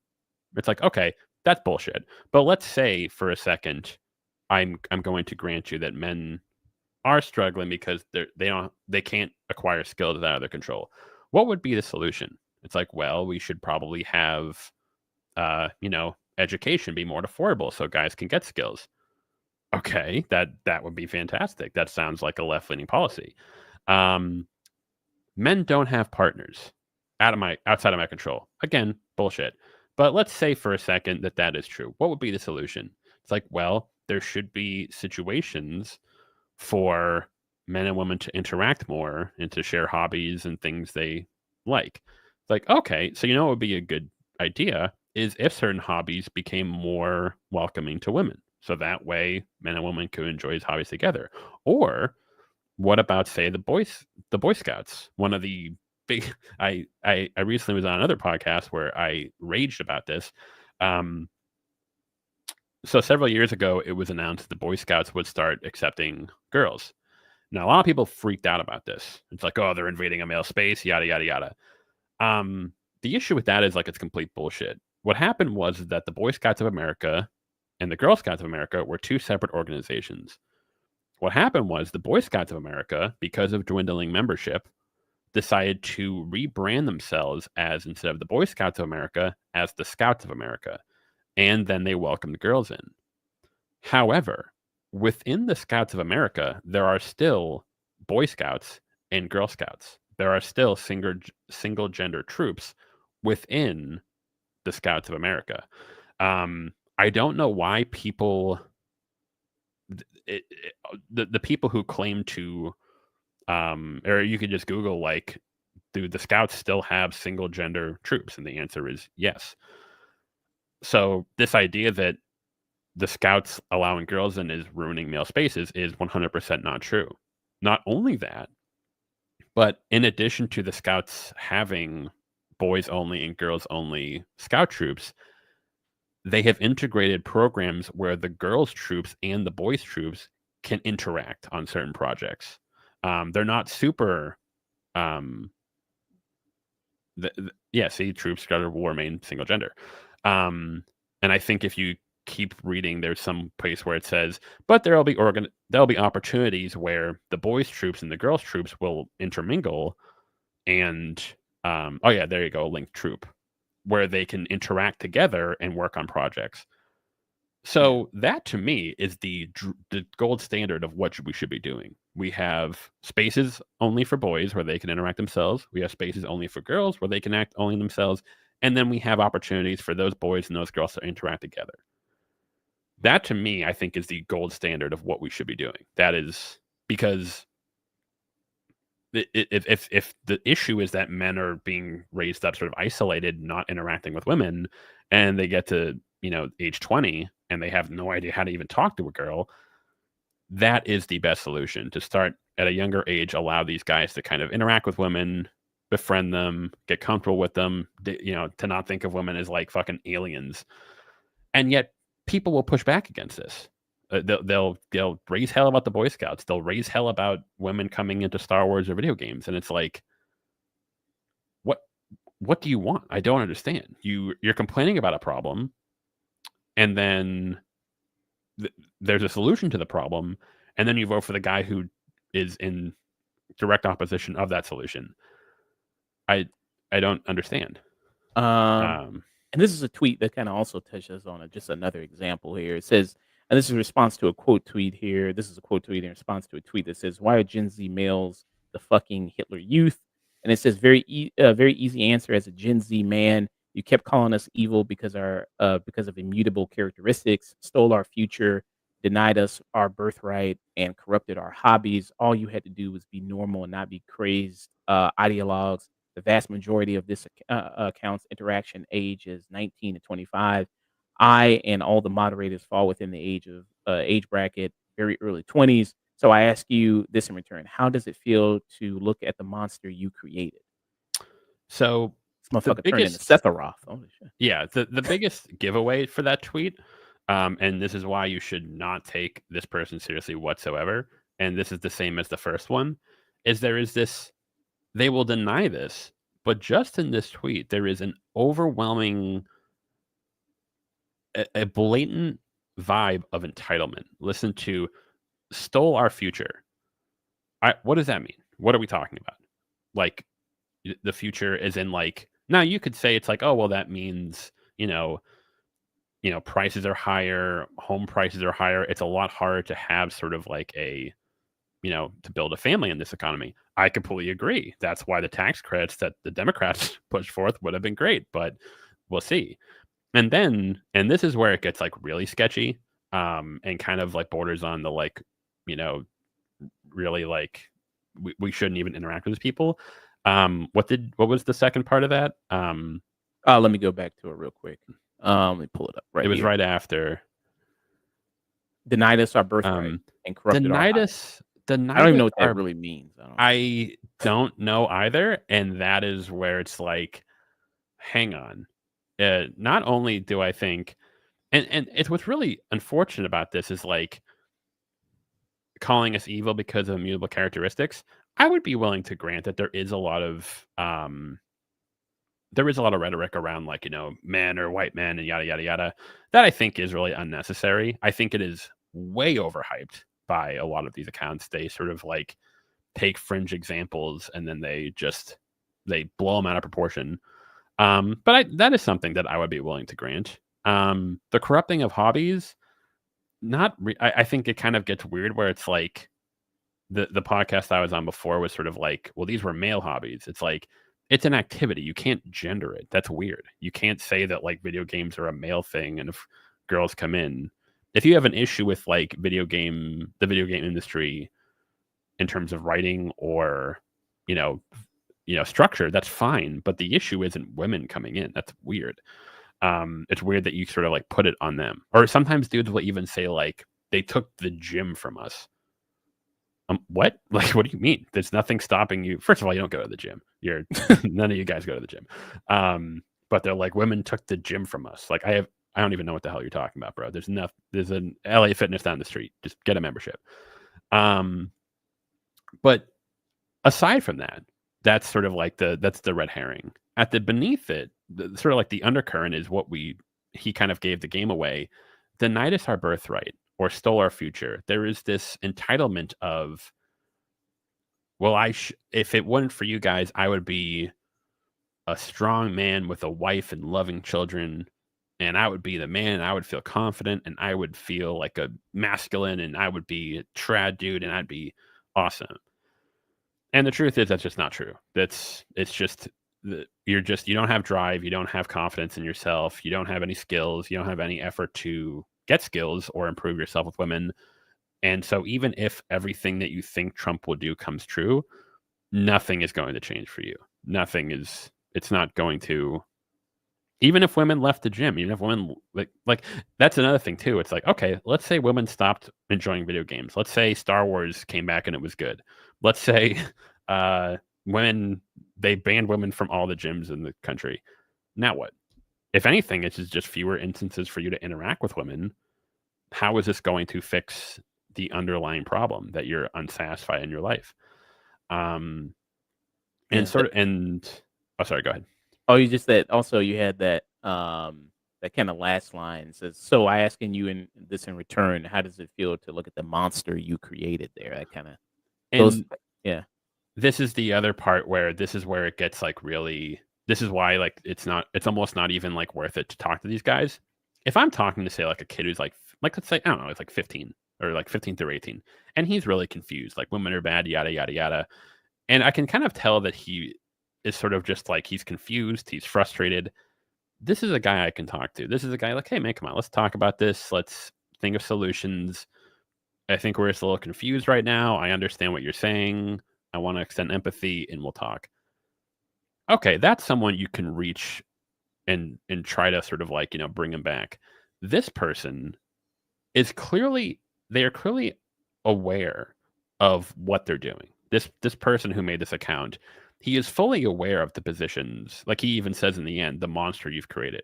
He's almost like, he's simultaneously framing himself as sort of like this innocent victim who's been persecuted corrupted. and I've been kicked down my whole life and I'm just lashing out emotionally and I can't do anything and it's not my fault. But at the same time, he shows complete self-awareness over what he's doing and what he's pushing. That Mm, isn't something that I so how do I interact with you? What do you want me to do? What solution that you've proposed would make you not feel this way or not agree with this rhetoric? And the answer is there isn't. yeah. And that's kind of where kind of going back to why this conversation is so frustrating when it's like, um, well, how do we reach young men? What can we do for young men? Well, the answer is it has to be for these young men. Again, I'm willing to do this. We're willing to do this. Are these young men willing to put in the work? Are they willing to actually take these opportunities and um, take advantage of them? And what I fear is that that isn't what these young men want to do. As you put it, and particularly in that little blur about the birthright, they just want people to do it for them. They want a girl to come in. They want to be the guy in the movie who the popular girl finally sees that he's the nice guy and leaves Chad and comes to him and they marry and happily ever after. They want girls to like them unconditionally. They just want a hug from a girl. It's like, okay, but you need to put in the work. You need to put in the work to improve yourself. Nothing's stopping you from improving your life. Um, well, I should say, sorry, to go back. There are issues that men face, but if you're going to deny complete responsibility over yourself and the autonomy that you hold, I I don't know what to say to these guys. And Um, this yeah. is the last tweet I'll bring up there just as an example here. And it says here, leftist women will take a sip from their kill all men mug after attending a feminist lecture on how men are evil and watching a TV show dedicated to demonizing white men and claim that men haven't been alienated. Um, so I think, like Makai was saying, is that on one end, yeah, I mean, when these conversations come up, there is sympathy that people have for what these guys are going through, right? For being lonely, being depressed, um, having feelings of just hopelessness, right? But it's also a failure by them to also recognize, like with the other tweet that I pulled up there. First of all, you recognize you're being radicalized. Like that seems like they're aware they're being radicalized, and I get being online so much is really not good for your brain. Like, because you're gonna get the most deranged takes from every side there. And from these guys, I'm not saying that these people that I pull up the tweets I disagree with, that this represents all the men who are lonely and sad, and they all think like this. This is the very extreme here, but um, at some point there, it's like you also it's like and then when you pull up these people as an example of like, well, look how crazy that some of these people are, like on your side of the aisle, they go like, oh, but that's just that person though. That's not me. And but you also have to fight back against that, right? And you have to kind of counter that. And yeah, I don't agree that, yeah, there was kind of that period of girl boss feminism there, which was kind of like the mid, I feel like it's kind of not as prevalent as it was like in the mid 2010s. There of like you had, that type of feminism kind of going on. And yeah, men suck and men are, men are bad people and making jokes at men's expense and everything like that. There was a little bit of that kinda going on, in kind of 2010s, but also at the same time, there's no structural thing, there's no systemic thing that women are doing to, keep men down. And people and men may say, "Oh, what about the court system and child support?" Or, maybe they'll bring up abortions as an example, as kind of examples of that. But those are also men involved in making those laws as well. That's not just women doing that. There's nothing women doing on a systemic level to oppress men there. Or it's sort of based, and also this is going back to the sort of contradiction. Women are they'll simultaneously say women are made to stay at home because they're better at rearing children. It's like, okay, so if you guys get divorced, so the kid should go with the woman, right? Because she's better at that. No, I don't like that. It's like they don't really understand or recognize that the ideology that they're pushing is the source of everything they dislike. Are very similar. Like, men are traditional. We have to be stoic, and we have to get up and go to work, and just with no thanks and be the provider. But also, no one cares about men, and they see it as expendable. And it's like, well, why? Because for that viewpoint that you have of men, they're just supposed to be providers, and they like the aesthetic of it. They like the fantasy of you know the the trad man who is the wife adores and the kids love, and he goes out and he sacrifices himself for his family. But then they'll turn around and say, it's like, well, that sort of ideology is in part why we're in the position that no one cares about men. We see men as expendable. Men see men as expendable. um and then when you try to push back on that, it's like, well, how about we try and change that? They're like, no, it's gay, that's feminine. And it gets to a point where I'm like, dude, I don't I don't know what you want me to do. And then even the tweet you posted, it's like, what I'll try to express to men is like, yeah, man, that feminist in the kill all men mug in my lecture, like, first of all, you've never seen that personally. You've never seen that personally. I don't know if anyone has seen that personally. Like, you probably had someone tell you that online, like on Reddit, like, oh, there was a chick in my lecture with a kill all men mug. Like, I if you may have a have picture, if you have a picture of that, show it to me. But it's like, it's almost like a very, like, a stereotype that you're kind of perpetuating. But mm, then this is like what really bugs me about, like, if we're really like trying to be like strong men and like formidable men, stoic men. Let's say like that. Yeah, fuck that chick. She's a bitch. That's stupid. Why would she have that? That's dumb. yeah. Is that really going to rattle you so much that you just give up on life, that you can't go to the gym, that you can't do any? It's like, what kind of man are you? If what kind, or another thing I try to tell dudes, it's like, well, yeah, like, me too, yada yada yada. It's like, because of that, I can't ask that girl out at the bar, and that way I can't, have a family. And I try to be like nice, but at the same time, I'm like, bro, maybe you shouldn't have children. Maybe you shouldn't be a father. Because imagine, like, you're, as a father, you telling your son, if your son came to you, it's like, hey, dad, should I ask that girl at the bar? Should I be courageous and show some balls and show some initiative? No, no, no, no, son. You should just sit in the corner and not talk to that pretty girl, and just not ever try to improve your life. It's like, what kind of example of masculinity, on the off chance that you found a woman to have a child with, what what example of masculinity are you putting forth?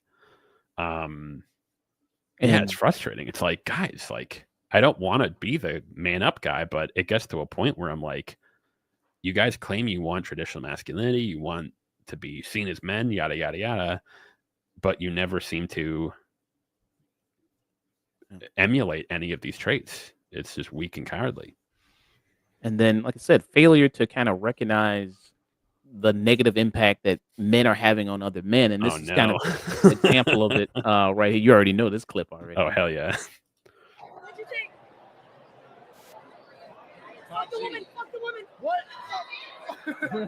No. Wait. We love women. We love women. We love women. But not like transgenders. Yes, sir. We love everybody. Okay. No. Okay, yeah, so die. Yeah, Mark, preach. Yeah. I mean, Well, it's a perfect illustration of like what we're talking about before, where I made the caveat earlier of like when I'm talking about young men, I'm not talking about like 10-year-olds. Like even when the kid when he said we love women but not transgenders, if you rewatch the clip, it's very clear that he has no idea what he's even saying. Like he's almost like just repeating it. We love women but not transgenders. Like he has no idea what he's even talking about. He has no idea what transgender is. He has no idea. It's like just look at his body language. It's just kind of like right, like he's just because of course he's a 10-year-old kid. He has no idea what he's saying. So I'm not really talking about these kids. These are kids we can be like, yeah, chill. Like let's talk about this, bro. Like it's not. You're not like these kids aren't like bitter old men who are like, meh. These are kids we can reach. mhm. But now think of like that, the things that were coming out of those kids' mouth. Now think of it as like a 20-year-old or a 25-year-old. At that point, it's like I'm not going to treat you as like a child. You're a grown man. If you're saying these things, I can't just be like, oh, let me pull you aside and like pat you on the head and like it's okay, buddy. Like you're a grown man, dude. Like you need to take responsibility for the things that you're saying. It's as if it's like these guys simultaneously want to be taken seriously as men. They want to be like viewed with respect and with like as masculine, traditional archetypes, but simultaneously they want to be called like children. They want to have they want to take no responsibility for what they say and just say whatever they want, and they can always just be like, but I'm a poor little boy who doesn't have a girlfriend. Like as a dude, I'm 32. It's like it gets to a point where I'm like, dude, I don't even you straight up disgust me. Like, oh my god, take some accountability for yourself. This also was a clip that went viral here. This is from Hassan. He was on a podcast. Hassan is a pretty big streamer, and this was about just a lot of men leaning right in the radicalization of young men. There, I want to also get your opinion on this clip as well. Have you seen this already? I don't. I've seen like the screenshot. I don't think I ever actually watched a clip though. Let's check it out. There is a massive amount of right-wing radicalization that has been occurring, especially in younger male spaces. Everything is completely dominated by right-wing politics. If you're a dude under the age of 30 and you have any hobbies whatsoever, whether it's playing video games, whether it's working out, whether it's, I don't know, listening to like a history podcast or whatever, every single facet of that is just completely dominated by center right to, I wouldn't say far right in the same way that it was back in like the 2016 era at the end of like Obama's administration, but like definitely center right to Trumpian right, like openly Trump right, not like genuinely neo-Nazi. That part is quieted down a little bit, but like they're like 90% of the way there for the most part. And that's it. Everything that they see is right-wing sentiment being expressed by individuals that they find charismatic, thought leaders, influencers that they subscribe to. And I think that is some of the reason why you see this movement. So, do you think how much do you put on liberals, leftists for doing a poor job, I guess, at infiltrating the spaces the way that right wing do? Because I think you see a lot of these. He mentioned video games as an example, and you see a lot of these people who come into the video game space who don't even really know what they're talking about as far as being experts on the video game that they're critiquing so heavily, but they're held up as being like these experts on it. How much responsibility do you put on of like doing a poor job at reaching out to young The thing is, like, this is where it gets to sort of like the accountability thing. So, like, for example, even as someone who like is like left leaning, you know, liberal. I don't know if I'd say lefty, but like liberal, lefty, left leaning. I thought Anita Sarkeesian was stupid. She like everything she said about video games was dumb as fuck. I think that they're definitely a lot of the pandering to women, like the girl power stuff in some Disney, like the whole girl power scene in Avengers Endgame. That was cringy as fuck. I agree that there is a lot like the body positivity stuff where it's like I can be 400 pounds and healthy. That's stupid. Like that's going way too far in the other direction. I can agree all of that is stupid. I can agree that's dumb and reductive. But why then would I like okay, I can say it's dumb. But then why are we going into the other direction? It's like, well, because that's dumb, I might as well like listen to these right-wing guys who were talking about Jews controlling the world and women are all whores. And it's like, well, wait a minute, hang on. There's this weird like it's as if like the right wing, and as Hassan said, I completely agree. There has been a lot of like right wing infiltration of a lot of these things that should not be political whatsoever. One thing that he pointed out is the fitness for a lot of young men.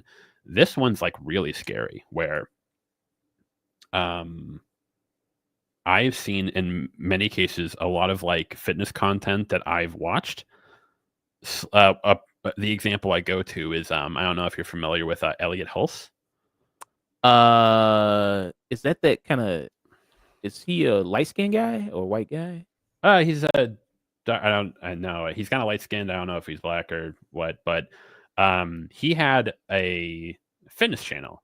It was really good, really solid. This is like maybe I want to say like he's been at it for like 10 years. But yeah, his early content was great. It was like all about fitness and lifting. And it's like, all right, cool, yada yada yada. But as time went on, this guy, right? He just went completely off. Like now he's like full on crazy MAGA straight. I think he said it flat out. Well, actually, he didn't say it because he's a pussy. He was asked in an interview, should women be able to vote? And he said, I'm going to pass on that question. And it's like, bro, at that point, just say it. Like, what are we like? I'm going to pass. It's like, bro, obviously we know what that means. We know what your views are into that. So why are you even denying it? But it's just so weird. It's like just his 2 most recent uploads on his channel, how to get stronger on a calorie deficit. Cool. Next video, the real reason Western men are fat, sad, and disconnected. And it's like, wait, like what? Like what's going on here? It's like it's bizarre. And then the question is, it's like, okay, so I see like the right wing, this sort of like these right wing ideologies, making their way into these spaces, video games, movie discourse, yada yada yada. And I'm against that. We shouldn't be for that. We should fight back against that. But there's like this almost like what's the word I'm looking for? Retroactive blame put on leftists. It's like, well, the reason that they're doing that is because it's your fault. It's like, well, hang on, how is it left-leaning people's fault? What that these right-wing guys have come in and sort of saturated the space. It's always like put on the left or lefties, or it's like, well, it's your fault. You're the reason I am following accounts that are like openly racist and anti-Semitic. It's like, I don't think that's true. That's I think you could say is like, are there? Does the left falter in its like messaging towards men and males issues? I think that could be argued. I think we could definitely do better than that. But it's really weird where there's like this blame. It's like, well, because you're not doing that, this is why all these dudes are like going into like, and again, we're not talking like dudes who just like Last of Us is gay. We're talking about dudes that like the Jews have taken over every facet of our government. Commie SJWs are ruining the video game industry in an attempt to destroy masculinity from the inside out. Like it's gone. Like women should not have the right. What was it? Your body, my choice. It is gone. Like there's only so much that you can blame on the left. There's only so much that you can say is like, okay, I understand why this dude is flirting with these ideas, but at some point, again, we have to hold these men accountable and have them take responsibility. Where it's like, if you're saying this crazy fucking shit, if you're saying this stuff about like women should be subservient, women repeal the 19th Amendment, at some point, this isn't because someone didn't, this isn't because Some you feminists on there was Twitter said all men should die or something like that. Or, this, and we completely agree that like, yeah, fuck this woman. We can agree with that. Yeah. But that doesn't mean that I'm going to like whiplash in the other direction. At some point, there has to be an accountability of, okay, this isn't just like, so again, for like, let's take a kid who like says shit like that, like repeal the 19th, or like the commies are taking over video games, or the West has fallen. If everything changed tomorrow, would you be happy? Would you start to like go to the left? Would you start to change your views? And the overwhelming answer for a lot of these guys is no. Because I again, as a grown man to another grown man, it's like the two options here are either you are incredibly emotionally vulnerable, you are incredibly impressionable, you are borderline stupid to the point where like you can't tell that all these dudes like Andrew Tate and Trump or Elon Musk are taking complete advantage of you, even though they have openly stated this. Or the other option is that, and we could go with that, but I think that's really condescending. Or the other option is there is a good chunk of this that you genuinely believe, that you feel is correct, that you do feel, that you do support. And I think we kind of keep denying that. I think a lot of people sort of like push that aside. It's like, no, they don't really believe that. It's just because the left doesn't reach out to them. It's because the left abandoned them. It's because the left doesn't do anything for them. It's like, I may have bought that maybe 5 years ago, but it's gotten to the point where I'm like, again, as a grown man, I'm like, we've gotten to the point where I'm like, there's no way you can go this far down the hole and believe the stuff that these guys are saying. Or in order to do so, in order to believe that, you have to strip these grown men, 25, 30 years old. You have to strip them completely of their personal autonomy, their ability to think and make decisions for themselves. The realistic view is that there is a very sizable portion of this rhetoric that a lot of young men really desire, that they actually really want. That they're not just going to like wake up one morning. It's like, actually, you know what? All that stuff about women submitting and repealing the 19th and, traditional values and, anti-trans stuff, I'm just kind of over that. It's like, no, there's something else going on here. I think that is the missing piece of or like, I mentioned earlier, like people will, they're just trolling. I know they've been on Twitter every day for the last 3 years talking about how the West has fallen and women are whores and modernity is destroying the fabric of America. It's just trolling though. And it gets to a point where it's like, hang on. There's gotta be like a line here. There's gotta be there's gotta be like again, holding accountable. Yeah. Because I guess, how do you parse through like the genuine people that are just kind of like, like I said, are genuine, just sad and hopeless and lonely, and just kind of they more are not taking that and lashing out, or more just it's all inward. And then the people that are genuinely, racist or, sexist and hate women. And, I guess you just got to parse through those to get to those people. Yeah. And I think the best way to do that, beyond like leftist messaging and everything, the best way to do that is to say, if I'm talking to one of these guys, okay, man, let's talk for 10 minutes. What are 5 things in your life that you don't like about yourself or that you're not happy with? And they list them off. It's like, I'm overweight. I don't have a girlfriend. I don't have any skills, yada, yada, yada. Okay. How about we sign up for a gym membership right now? Hop on, like, let's go. Just call your local gym right now. I'm chilling with you. Let's do it. Well, no, no, I'm not going to do that. No. Okay. Dating. Let's maybe go tomorrow. Go to the store, grab a new outfit, and take some pictures for your dating profile. No, I'm not doing that bullshit. That's stupid. There's no point to it.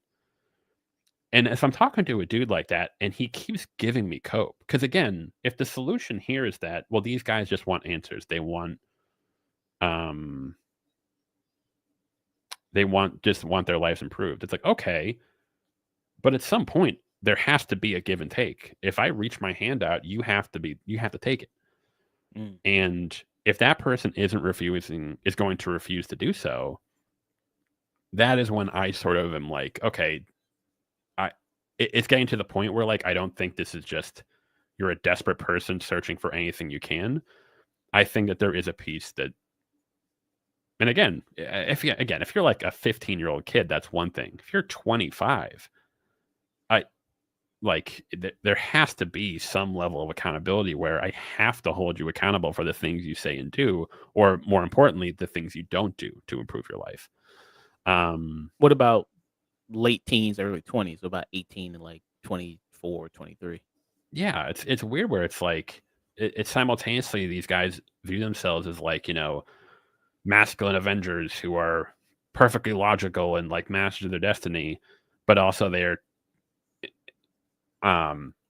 helpless victims to the system that they can't do anything, and even getting a girlfriend is out of my control. It's like, bro, there has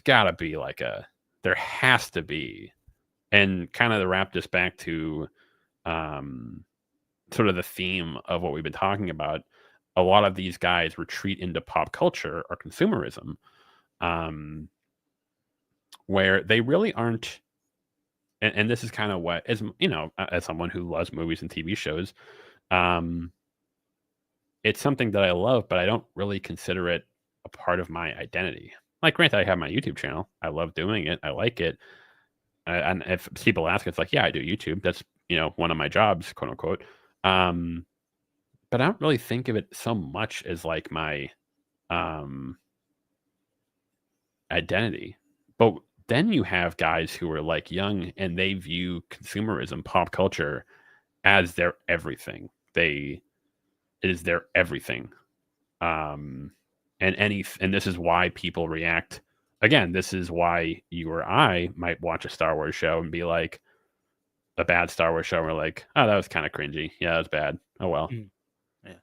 And then there's other guys where it's like, you took this away from me. This was mine. You're taking it away. You raped my childhood. Yeah, like what the fuck, bro? Like, what are you talking about? Relax. Chill. And then that is when, sort of like, to go back to it, that's sort of when like the right-wing influence swoops in. They see these dudes who are completely lost and like confused and angry and have nothing, and they're like, you know why that Star Wars show is bad, bro? You want to know why? The feminism, liberalism, trans people, yada yada yada. Yeah, I don't know. I'm in a position right now where I need to do some, I think, assessing of myself, where I'm like, I really want to be one of those people who's like, yeah, man, we should really talk to these young men, like reach out to them and like really like offer the hand. But there's this like gnawing, there's like this gnawing in the back of my mind where it's like, I think the problem is that like we're falling into the trap of so many of these men know exactly what they're doing. They know exactly what they're saying. They believe everything they're saying. They're not just helpless victims confused. They're grown men who are deciding things for themselves. And at some point, we just have to say, I'm holding you accountable for this. There's nothing more I can, unless you're willing to. Or here's a question I would ask, and I think this is a question that, if you ever are on Twitter or anyone listening, if you ever come across a person like this is a question I would ask them. Let's say everything that you desire, let's say I were to grant you everything about video games, liberalism, wokeism, yada, yada, yada. Let's say I were to grant you that and actually like want to reach out to you. Would you ever give me an inch? If I gave you an inch, if I gave you a mile, would you ever step towards me on any position of anything you believe? Would you meet me halfway on anything? And I guarantee you the majority of these dudes will say, no, of course not. Mm. And at that they'd point, be that honest, you think? Well, that's another thing. It's like they said, well, maybe I would, but then you look at their their activity, or like you'll hear dudes say like it's like this is sort of like the Tim Pool, Dave Rubin grift. It's like I'm a classical liberal. I believe in leftist policies. I'm a centrist, and then you look at their channels and it's just Biden sucks, Trump rules. And then of course now both of them are being investigated for ties to Russian financial support. Wow, like what a surprise. And again, it gets to a point where it's like, if I'm willing to like meet you halfway, I'm willing to like listen and step in, but you're the one who is not giving. And I see the exact same thing when it comes to Democrats and Republicans. It seems like there's this like weird standard that left-wing people are held to, where it's like, a perfect example was did you see the RNC? I don't think it was the RNC, but it was the Tony MSG, guy. MSG rally, Trump rally. Yeah, Tommy, what's his name? Tommy Hochkick or Hinchclick or whatever the fuck. The Tony guy. He said like, there's the Puerto Rico joke. Yeah, and the floating island of garbage is called Puerto Rico. And JD Vance comes out, it's like, everyone's just taking everything like too seriously. And then Biden said it's like, yeah, people who support that shit are like garbage. And then Vance is like, this is a disgrace. I can't believe he said that. It's like there's like this weird like, we almost treat like the Republican Party as if they're like almost, I don't even know, like children. Like they're almost not held accountable. Anything Trump says, that's this is like where we are. Like there's a dozen things that Trump has done that I think would sink any politician 10 years ago, 10 or 20 years ago. Anything Trump has done or said would sink their career to the bottom of the ocean. And yet it's just, everyone just gives him a pass. There's a it's like, I don't know. And then it gets to the point where it's like, okay, if there's this huge double standard and I want to meet you halfway and I want to give you an inch, if you're not willing to do that reciprocally, if you're like, there's no Republican alive who will ever say anything about, they'll never give an inch on trans issues. They'll never give you an inch on immigration issues. They'll never like, let's come to the table. Actually, you do have some good points. The left, actually, you know what? Maybe we are like spreading misinformation. Maybe those Haitian immigrants weren't actually eating cats and dogs. Maybe Trump did lose the 2020 election. Never. And so at that point, it's like, okay, well then I can't interact with you. That's not how two people having a debate or discussion. It's almost like we're too far gone in that respect. And sadly, I don't really know where to go from here. And this is the joke, or joke, I should say, right here. Latinos at tonight. You guys see what I mean? It's wide open. There's so many of them. It's absolutely incredible. Believe it or not, people, I welcome migrants to the United States of America with open arms. And by open arms, I mean like this.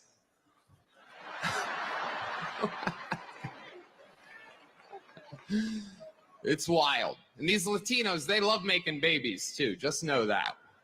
They do. They do. There's no pulling out. They don't do that. They come inside, just like they did to our country. There's a lot going on. Like, I don't know if you guys know this, but there's literally a floating island of garbage in the middle of the ocean right now. Yeah. I think it's called Puerto Rico. I think so. This is like a lot of people will defend this sort of, and granted, you could almost say it's like it's not even Tony's fault for this. There's sort of like a rule in comedy when we're talking about dark humor or edgy jokes. And I think the rule is, and this kind of goes back to the whole like trolling versus like actually meaning it. Edgy jokes and dark humor works when there's a sort of like a shared understanding that everyone who's listening in on the joke understands that it's not true, that they don't actually hold the beliefs. You know, if I make a racist joke right now, you and I probably could laugh at it. But is that because it's like, oh, like he said a racist joke? It's like, well, no, because we've interacted enough to know that when I say that, you know I'm joking. There is sort of like a tacit understanding that like we don't actually mean it. We're giving you, we're just like talking shit. But let's say there was a third person with us, and we said like a racist joke or made fun of something, and that person was like, "Yeah, man, totally." Like, really? And it's like, wait a minute. As soon as we get the vibe that that person might actually really believe that, that's where it gets like, hold on. Let's hold on there. Like, we don't chill. So the problem with this is that, like, people will say, oh, well, he was just joking. It's like, okay, actually go around the Trump rally and actually ask the people if, like, what their views are on migrants and immigration. And you'll realize it's not just the people won't say like, oh yeah, he was just joking, Puerto Rico. Yeah. It's like, no, they really should not come here.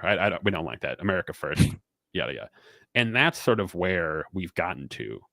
Or even, funny enough, I didn't even see that first joke when he said, I am, the line a lot of like Trump people will say is like, well, it's about illegal immigration. We have no problem with migration.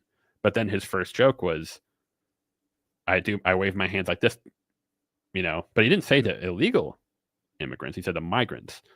There is this, it's not just this, it's sort of like a red herring where it's like, oh, we're talking about illegal immigration. But then if you actually talk to people, you'll find that there is actually like a very large anti-immigration sentiment in general. A lot of these people aren't going to be like, no, totally, we should still open our borders to people who come here legally and welcome them with open arms.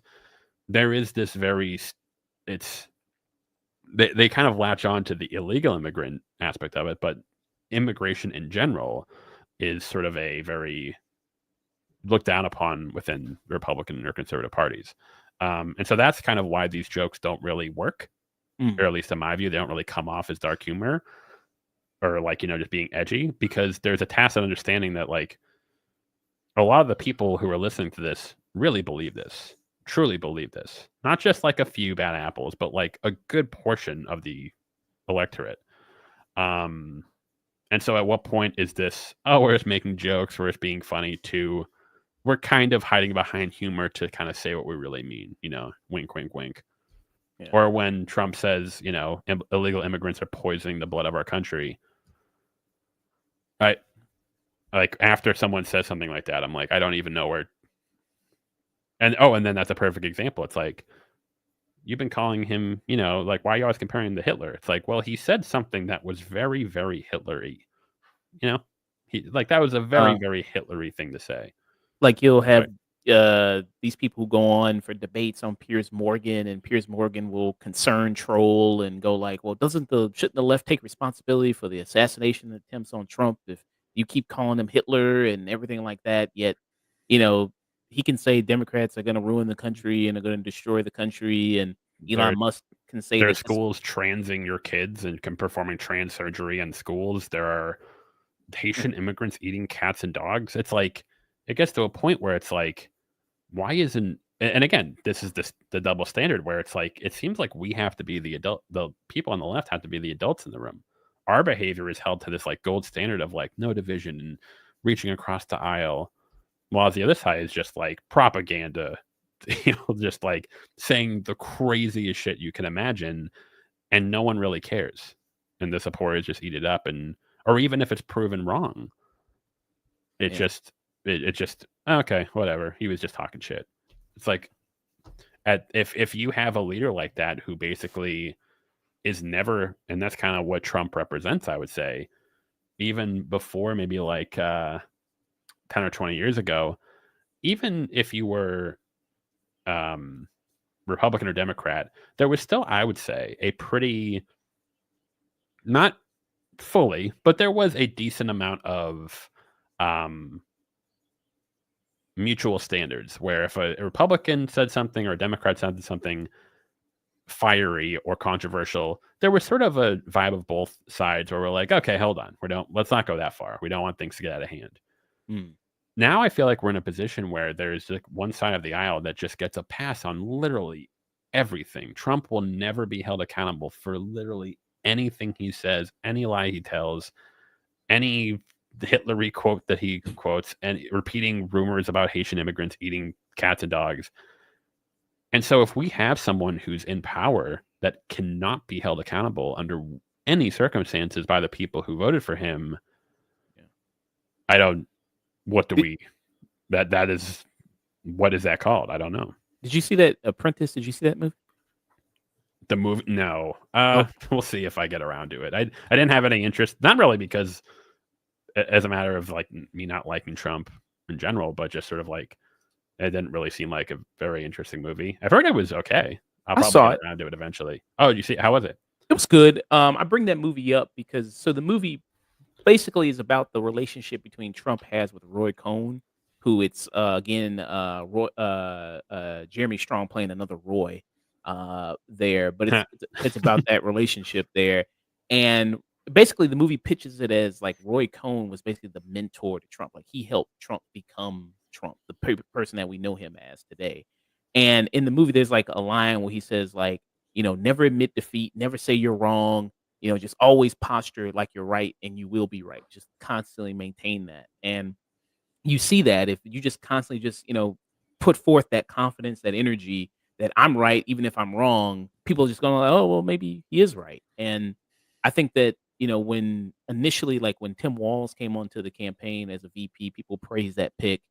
And I think that, they started calling Republicans weird. And I think a lot of people liked that. A lot of people liked them fighting back. And then I don't know. I think there's internal reportings that, the people were like, oh, you got to tone that down because that's too divisive and everything like that. You can't say that. But I think the reason also why Dems had such a low turnout is that, people don't feel like this is a party that fights for me. This is people that are going to stand up for me and fight for me. And, that I think that was kind of part of it there. And I think Tim Walz had that ability. It seemed like they kind of muzzled him towards the end. But I mean, I don't know. I mean, I liked it when he called Elon Musk a dipshit. It's like when you're skipping around like a dip, like, it was. He is a dipshit. He claims to want traditional values. He has like 11 kids with different women who none of them want anything to do with him. It's like he's incredibly insecure. It's just he's he's like that kid in high school who like the kind of like the guy who never got a date in high school who now he thinks he's the alpha, but any like real man will look to the like that's the thing too. I think about any like man in my life who I look up to and see as like a masculine role model. They would be like, this dude's a fucking loser. Like they don't even have to know any context, but if I just showed him the general outline of like his views or like behavior, it's like this dude seems like he's like replying to people on Twitter, there's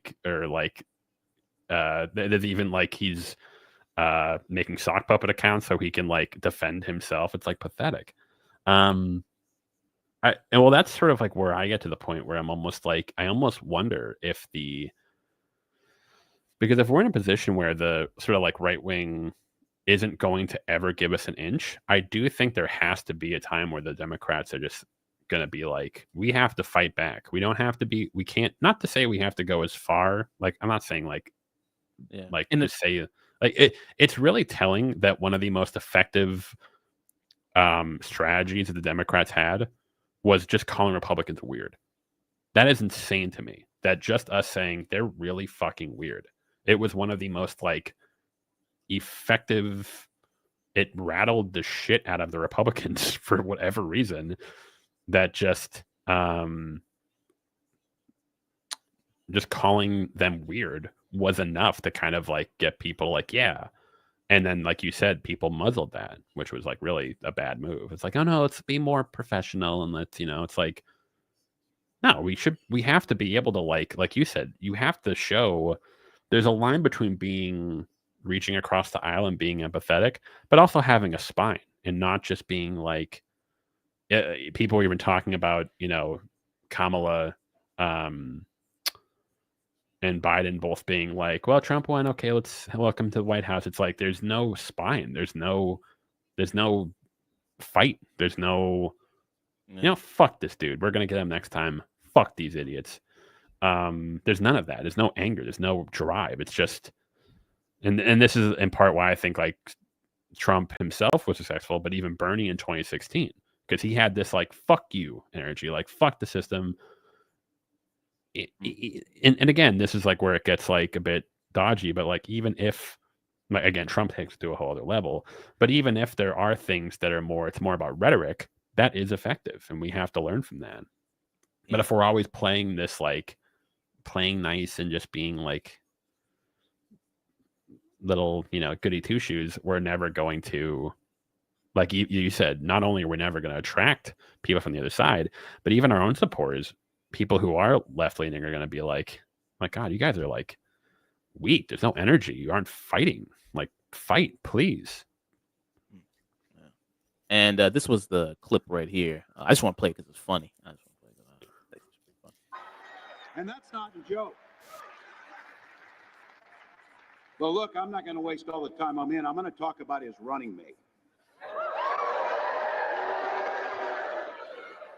His running mate, Elon Musk. Absolute based, bro. Seriously. Where is Senator Vance after he got asked the simplest question in the world at the debate? Did Donald Trump lose the 2020 election? And after 2 weeks, he finally said, no, he didn't. That's where he's been spending his time. But that's it. So, look, Elon's on that stage, jumping around, skipping like a dipshit on these things.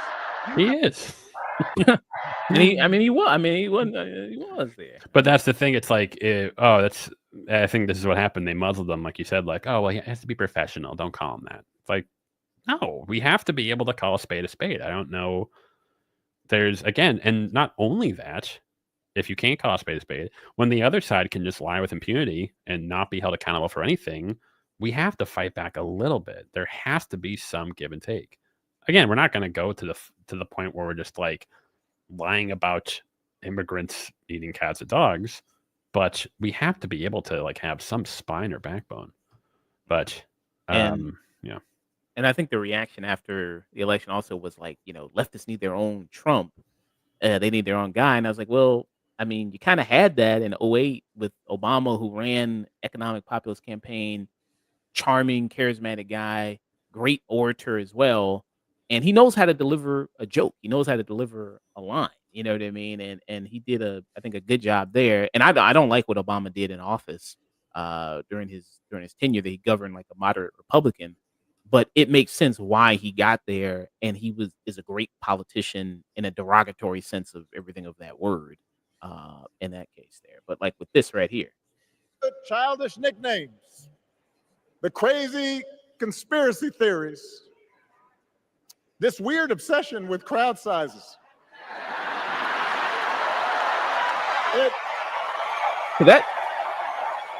There was this. That was great. I mean, that was perfect. I mean, that delivery. He's professional. He's, he shows that there is a level of professionalism, but also he's willing to like low key be like, fuck you. That's what he's saying there, basically. Like, fuck this dude. Let's go. And I think we need more of that. I think that's what's gonna hopefully, if sorry, I need to run soon, but I think that is what we need. We need to kind of like you can maintain professionalism while also getting your hands dirty a little bit. You don't have to play nice and be like, okay, because no one respects that, not even your own supporters. And I think that energy is what we need in the future. And just to wrap up before you go, just to kind of close out, and I think this kind of sums up a lot of what we're saying there. This person says, I can't get a girlfriend because you took away some of the malign social pressures that force women to need men. Is not a political opinion so much as is a patriarchal tantrum, and I don't understand supposedly it's left-wing people who are giving any credence to it politically. If the only way to win 60% of young men to your side is to resonate patriarchal inequalities, to force women to settle for these fucking Joe Rogan dweebs, honest to God, would prefer to go down with the ship. Hearing a political movement announcing they want to make women property again and going, how do we compromise with these people? We don't. We oppose them utterly and totally, coming into consciousness and becoming aware of all of the absolutely brilliant, electric, wonderful women I know in the generations above me who are/were miserable and depressed, tied to absolutely awful men they felt an obligation to try hard fix was formative for me. Thank fucking God, most of them felt enabled by the cultural changes in my lifetime.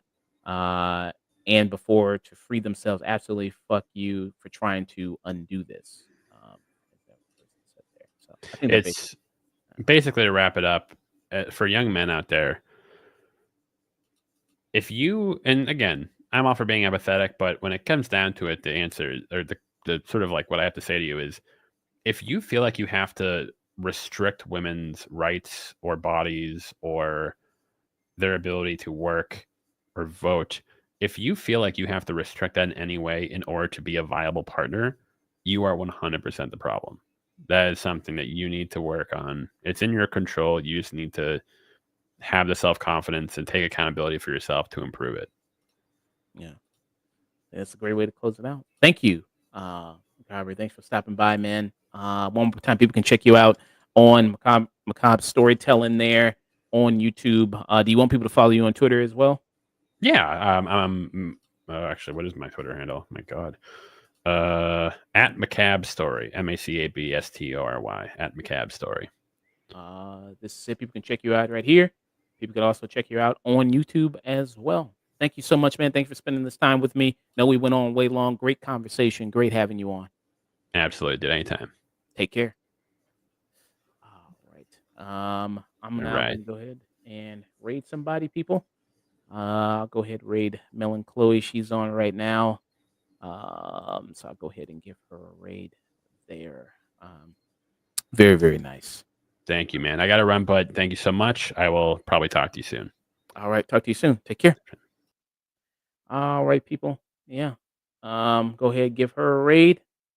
And to all you people out there, stay tuned.